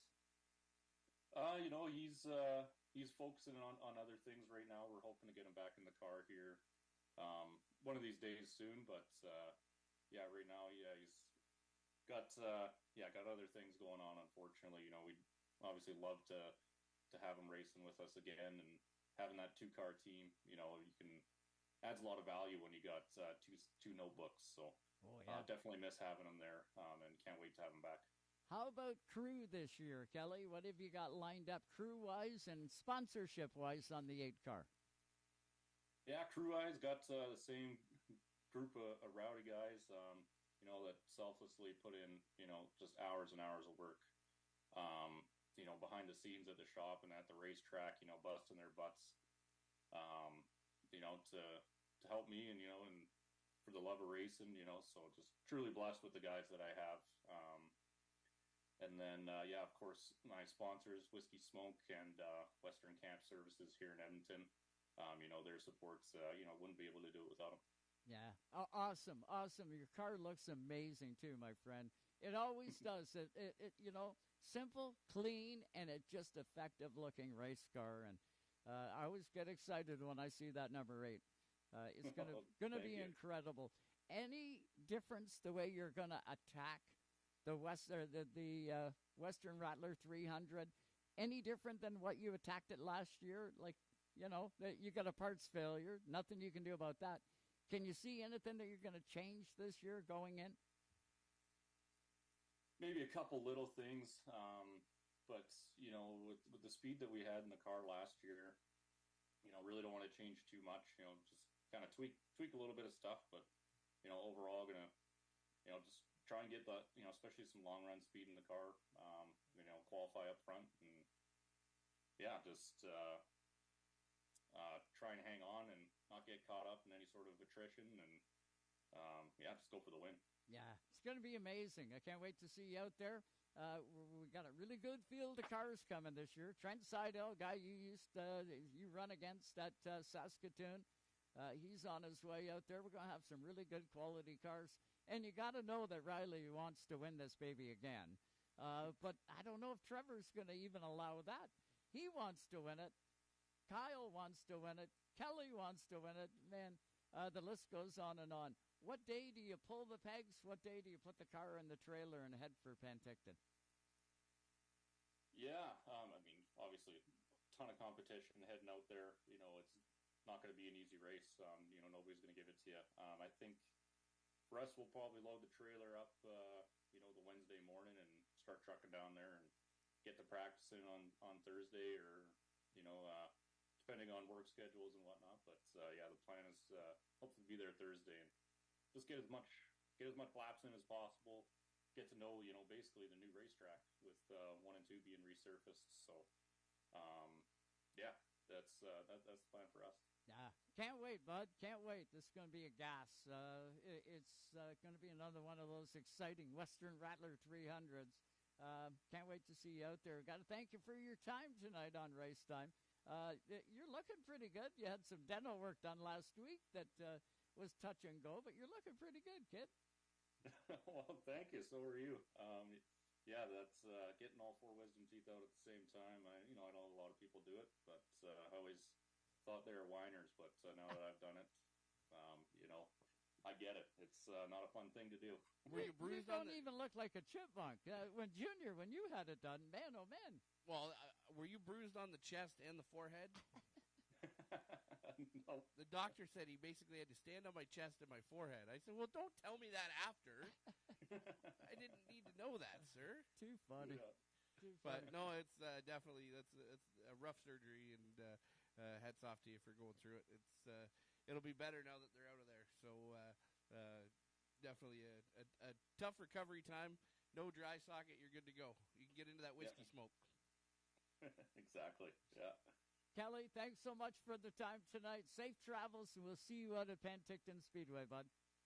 Yeah, thank you guys so much for having me on, and yeah, see you there. Nut and bolt the rack. Oh, yeah, Nut and bolt that rack. It's getting welded. Yeah, welded in spot. Incredible. Kelly Admiral, watch for him in that Western Rattler 300. He is one to keep your eye on. There's so many good cars that are going to go out there to make it into that race. It's going to be extremely interesting. And our next guest that's coming up on the other side of the break, he's going to try and make it in.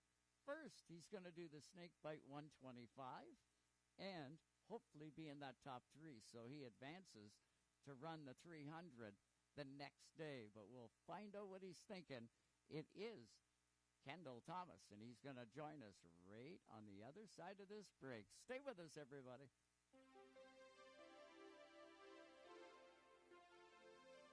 Everybody, this is Tom Walters, and you're listening to Race Time Radio.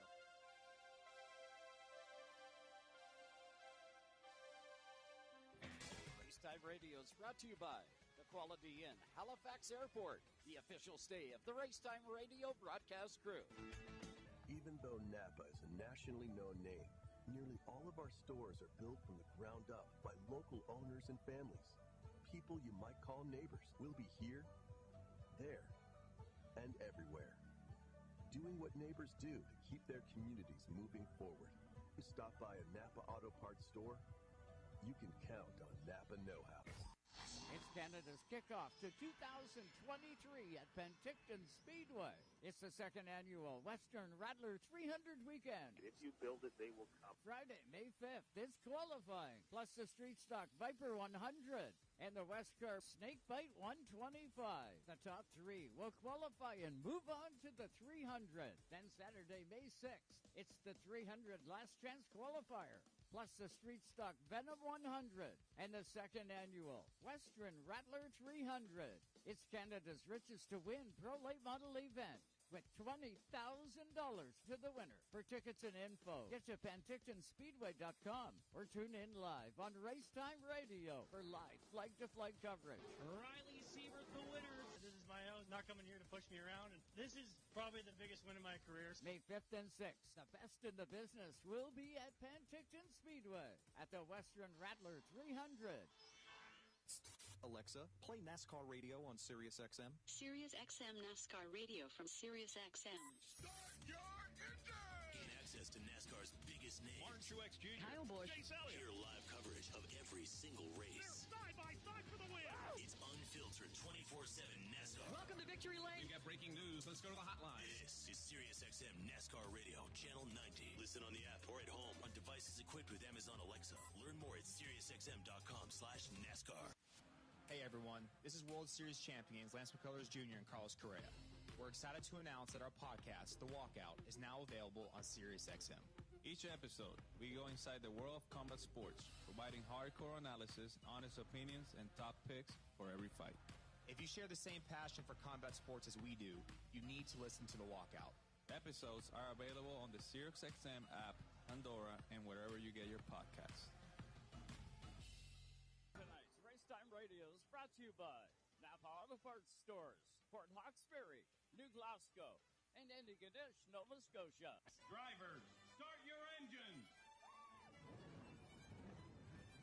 Welcome back to the track. Live on RaceTime Radio, SiriusXM 167. And welcome back, everybody, to Race Time Radio, all tonight on SiriusXM, Channel 167, Canada Talks, and RevTV Canada. Welcome to all of our viewers here tonight. Let's get back to the Zoom line, shall we, and bring in our next competitor. His name is Kendall Thomas. He drives the number 19 in WESCAR. He's hoping to win that Snakebite 125 and then, I believe, wanting to get into the 300, but we'll find out right now. Let's welcome him in. Kendall, what's going on, buddy? How are you? Hey, Joe, good to see you. Thanks for having me on. It's awesome. You betcha, bud. You all set and ready to go? How's the race car? Is it tuned to Zoom or what? Well, I would say we still got a little bit of work to do. We did lots of work to it before our last race in Penticton last year, making sure we wouldn't suffer any mechanical issues as we fought for the championship last year. So the car's pretty good. I think we're going to just give it a quick fresh up and fluids and pop it on the setup program there, and away we go. Oh, man, I can't wait. That's going to be a dynamite weekend. Kendall, how far are you from Penticton? We're about 5.5 hours, so not too bad. So we'll hop in there probably Thursday night, go to my buddy's place in Vernon, and then we'll be there bright and early Friday to get ready to go. So do you live anywhere close to Mike Hall and those guys in Rust Valley? Do you watch that show? I do. I love that show. We're probably halfway there. We could drive past this place if we wanted to, but we choose to we take the straight route right up to Coquihalla and never look back. I don't blame you. One day, though, I got to stop by that Rust Brothers. I love watching that television show. Can't wait for the new season to start out. That was the very first time I seen Penticton Speedway, actually, was on that TV show when they did a hit to pass. Oh, that's right. Yeah, it was awesome. Yeah, the new version of the Penticton Speedway is just fantastic. It's great. Yeah, it's going to be incredible. You are one of those race-winning guys. You know how to get the job done. What do you think? The Snakebite 125 is coming up Friday night. That's a genuine WESCAR race. I take it you want to win that sucker. And then do you aspire to jump into the 300, make the changes, and jump on up? Well, I'm kind of a one race at a time kind of guy. So we're going to do our prep. We would love to defend our championship this year. And, of course, it's just one race at a time, and you got to start strong. So we're going to prep up for the WESCAR part of it, and we're gonna hope to have a solid night of it there. And then we'll see how it looks. We'll see how the fenders look. And then we'll look at the Saturday night, depending what the car looks like. Our focus is the 125, and it's going to be, the competition is going to be up there. So as much as I like to ride a little bit and let it play out. The Penticton racetrack has you up on the wheel, just wheeling that thing every moment of every lap. So I think we're just gonna go. We're just gonna get on with it. Yeah, and what a cool track! And now that Trevor has gone down there and Ingo, all the guys there, fixed turn 1 and 2. Man, talk about a two-groove track. Are you going to set up for the outside? Do you set up for the bottom? Where are you going to be? Yeah, that's a good question. I think we'll set up for what we think is the fastest line, and try to look after that. What's crazy, 1 and 2 is going to be different, of course, with a little bit of, they've done some resurfacing, some changes there. I kind of like the bumps into 1 and 2, kind of kept everybody honest, and you had to look after it. But what's crazy about 3 and 4 is you can just send it into the corner, middle, low, and just race. And there's lots of room to race, and there's lots of room to pass, and you can be really aggressive there and still keep the nose on the thing and race hard. So I love that. Yeah, it's going to be incredible. Back in the day, I know we had Corbin on, we've had you on. Which one was it? I know it was one of the Thomas boys that ended up winning the chair. Was it you? Do you have one and so does Corbin, or what? No, I don't know that Corbin ever won the chair. I got to remember way back now. But it might have been Dave Olson out of Quesnel, actually. Yeah, you're right. What a fantastic, Ashley Furniture, what a fantastic trophy. You got to love it. Yeah. Ashley Furniture probably has got $10,000 worth of advertising on this show. Well, talking about that damn chair. They deserve it. They do deserve it, 100%. I'm not taking it away from them. Yeah, but I bet we've talked about that damn chair 100 times. And you know what? It's not that we just talk about the chair. It always comes out that it was Ashley Furniture. Like the name of it. I mean, they got their money's worth. I don't know anybody else that can sit on their trophy. No, exactly. We should clip that out and send that to the marketing VP of Ashley Furniture because they should know about it. Because they should. I'm telling you, whoever the marketing person was at that local store and whoever the marketing person was at that track, they both need to be commended because, no, definitely. It worked. It definitely did work.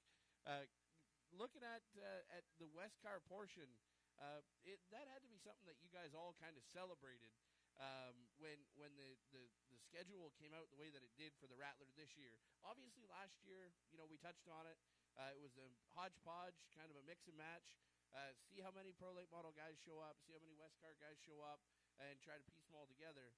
But you guys definitely had to get excited when you seen it was WESCAR versus WESCAR, and heads up, go get it type of format for this year.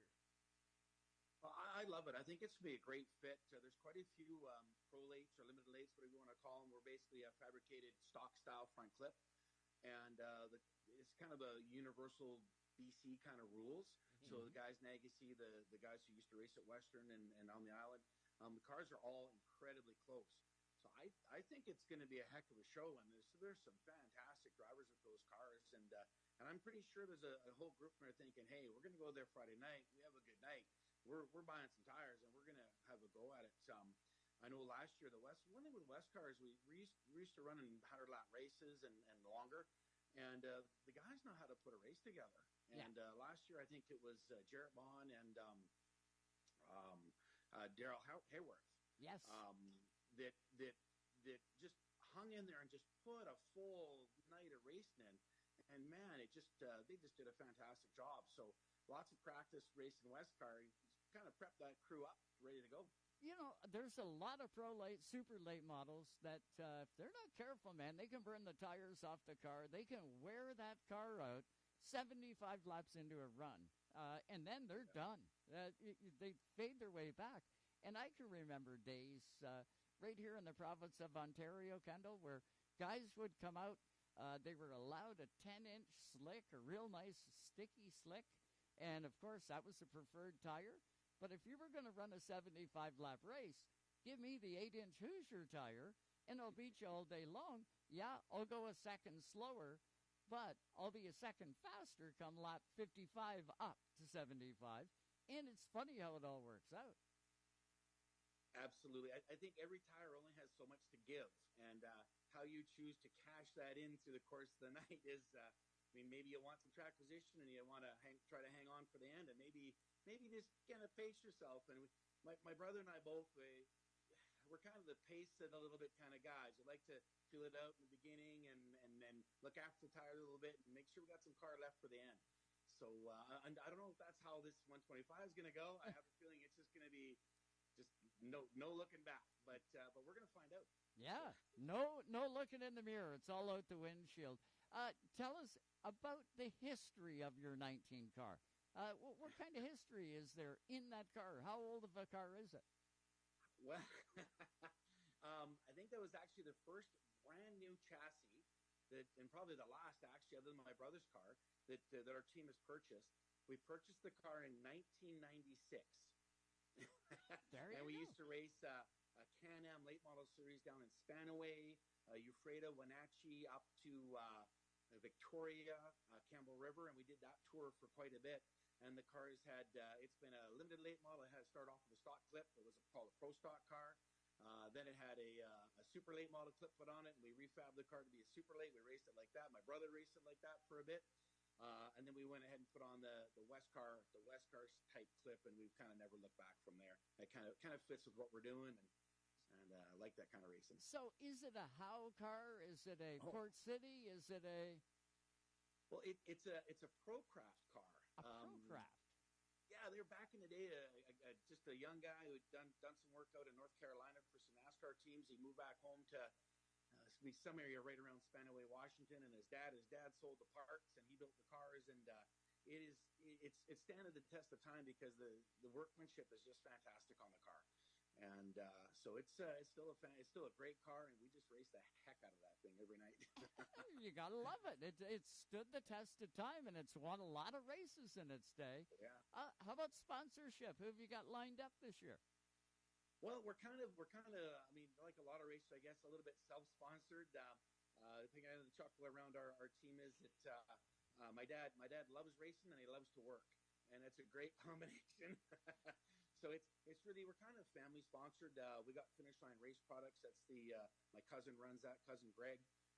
My dad's CP Electronics, and I got my buddy who's online with Downtown Towing. Him and his wife show up, and his wife looks after the food and maybe some of the beverages at the end of the night. And so it's kind of a family kind of team effort kind of gig.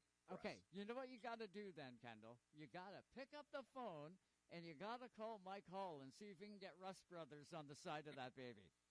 You know, that would look good on the side of that car. It would, wouldn't it? Wouldn't it? And pretty local, too. So, yeah. You know, kind of in the BC loop there for sure. Yeah, I think it would be magnificent. We'd give you lots of hit. I can guarantee you that, buddy. And if you don't, if he says no, then you just go to JP, right?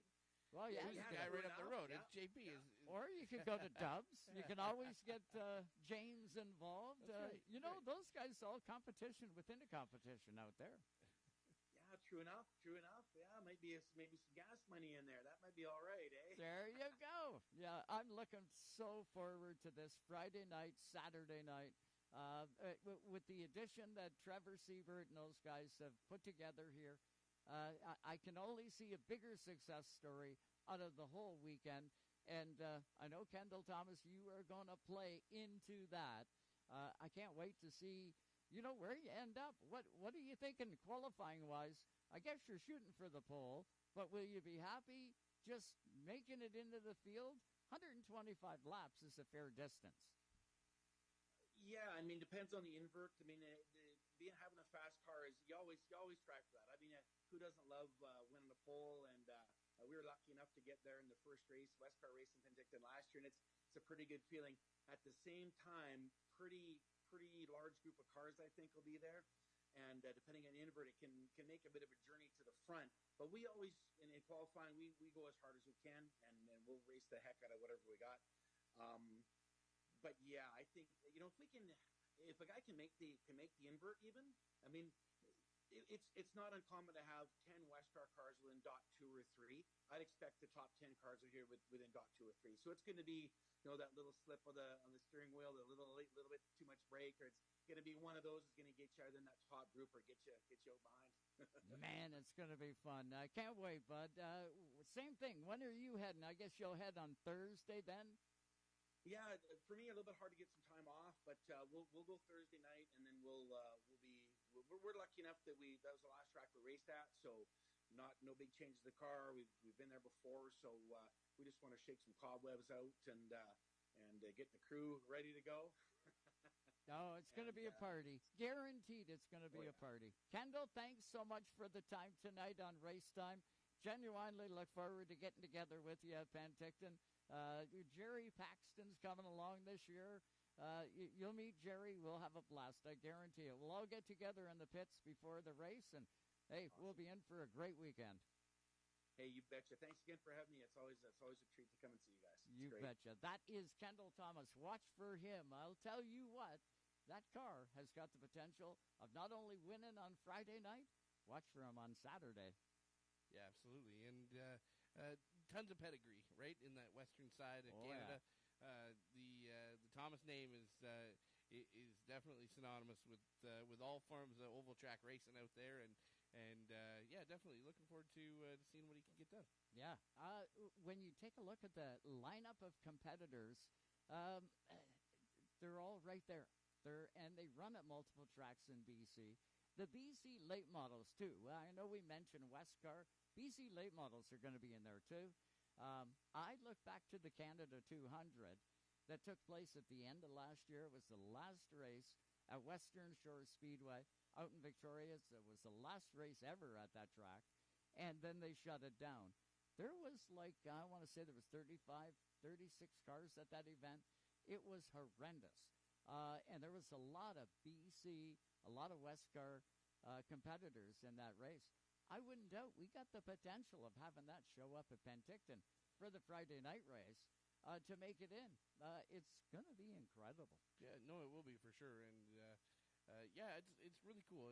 It's a great mix and match of rules, and that creates good racing. You know, it creates comers and goers one way or the other. And it's going to be a spectacular year once again. And, it's another one of those steps. Every time we have Trevor on the program, he talks about taking those steps. And, as long as you keep on stepping in the right direction, you're creating something that is building into the future. I can't wait to see, what all transpires and what comes out of this second annual Rattler 300. How about it? Any word from Andrew Ranger? Speaking of NASCAR Pinties, have you heard from Ranger at all? Yeah. What's he doing? How's things coming together for the 27th? He was busy with the snowmobiling. Of course, he's partnered with Bombardier and Can-Am on the snowmobiling side. Mm-hmm. Was partnered with them over the off season, doing a lot of off trail riding. The backcountry stuff. The guns are blazing heading into this year. Did not get the results that he wanted to last year for himself, for Paillet, GM Paillet, for White Motorsports. Nobody got the results that they wanted. Right. Coming out of there with a sub top 5 finish is not what they wanted. Right. They built 2 brand new cars over the off season. I was just going to say, any new hardware going underneath? All new hardware and 2 brand new cars, and they are spaceships. I've seen some behind the scenes looks, Ranger's going to have every bit of equipment. Last year, a lot of people don't know the cars looked great. Yeah. But the deal came together very late. Right. And those cars that he raced last year, as much as White Motorsports and their team went through and made them competitive, because we still got to win. Yeah. We still set a couple of fast times. But he was fighting with one arm tied behind his back. Right. For quite a few of those races. This year, I can guarantee you both hands are out. Both hands are taped up and they're ready to go. And that's, it's a bold statement to say that, but all signs point to that direction. Well, Andrew's what? 2-time champion? 3 times. Yeah, most all-time wins in the series. Yeah. 3-time champ. He's tied with LP and Steckley for 3 times. Yep. And DJ. Did DJ no, have 3? 2. Yeah, he's got 2. He's got 2. So LP and Steckley have got 3, and along with Ranger as well, and they definitely want to get to that 4th. And he's coming in every bit of healthy and every bit as excited as he did for his first year. So he is hungry, and the whole team is as well. So powerhouse team. We're going to have to check in with some of those Pinties guys and hey, it's right around the corner, man. See how things are looking. You're right. Everything's coming real quick. Yep. How about Stoddy? Any word from the 17 Yeah. car? You touched on birthdays. earlier, you got to give Dwayne Stoddy a happy 60th. Oh, that just happened happy yesterday. birthday, Dwayne. Happy birthday, Dwayne Stoddy. Yep. But everything's a go on the Stoddy camp. But it looks like he's got 24 races on the schedule for this year. Really? So busy pro late model schedule. Heavy at Sunset, heavy at Delaware, as well, the APC series, and a little bit of traveling around. So it's going to be good. We have some homework to do, too. I had a note passed my way from a viewer on RevTV. Joe, we're heading to the Snowball Derby. My husband and I are going to head for the Snowball Derby this coming year, and looking for places to stay. Where's a good spot? They want to sort of get the lay of the land, if you will. And I said, I will definitely check into that. We'll get you some information on it. So we've got some homework to do. The one really nice part about the Derby is there's no shortages of places to stay. Right, but where's the right spots to stay? The neat part is it's so close to town. Like, the racetrack is right outside of town. Right. And, in the summertime, obviously, Pensacola is very busy. That time of year, it's not. So, obviously, a lot of people come in for the race. Oh, yeah. But it's not like the Cup Series where there's 100,000 people there for Daytona. Right. You got 25,000 people there, 15,000 people there for the Derby, right? So, and a huge majority of them camp at the racetrack and camp at the campgrounds that are right around it. There are some very nice hotels at very lucrative rates. And that's one of the reasons, actually, you listen to everybody talk about the success of that event. Right. That's one of the really successful parts of that event is that it's easy to stay. You can fly right into Pensacola. You can fly right into, the Panhandle, and get there very easily, stay very easily and economically. Right. There's lots of competition there for rooms. So, and very nice hotels, from the Marriott to the Holiday Inn. There's a Best Western that's right up the road from the racetrack. It's only like 3 minutes up the road. Right. So there's some really nice hotels that are right there. And you're talking, $89 to $110 a night. So it's there's some good deals for rooms, and especially if you book early. Yeah. Well, and that's the thing. That's what they're doing. They're trying to look at it now to, find out some information. They're Definitely. really excited about going. And I wish I could pass on some personal information. I can't. I've never been to the Snowball Derby. Watched it tons of times. But I've never personally been there. A lot of people that I know have, though, and you're in for a dynamite weekend at Pensacola for the annual Snowball Derby, Snowflake 100. Just amazing. That's a long ways away, man. It is. But we will definitely get you some information. And if you have any questions or comments about Race Time Radio, you got somebody we should have on as a guest, don't be scared to send me a message. You can contact me anytime. My email address is joe@racetimeradio.com. joe@racetimeradio.com. Feel free. Follow us along on Facebook. And definitely don't forget to hit subscribe on that YouTube channel. We surely appreciate it. But that draws to a conclusion another edition of Race Time Radio. Got to thank Susie right here in the RTR studio. Got to thank Scotty back in Toronto. Also got to thank Tim at the RevTV studio and Steele over at the Performance Motorsport Network. Couldn't do it without all of your help. We really appreciate it. But that is going to do it for Junior and I tonight here in the RTR studio. Have a good, safe week, everybody.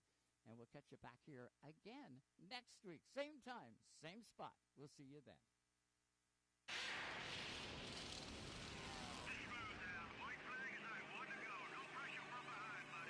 Thanks for listening to Race Time Radio. Visit us on the web at www.racetimeradio.com. We hope you'll join us again next time for more Race Time Radio. Come on now, dig. Exclusively on your home for the hardcore race fan.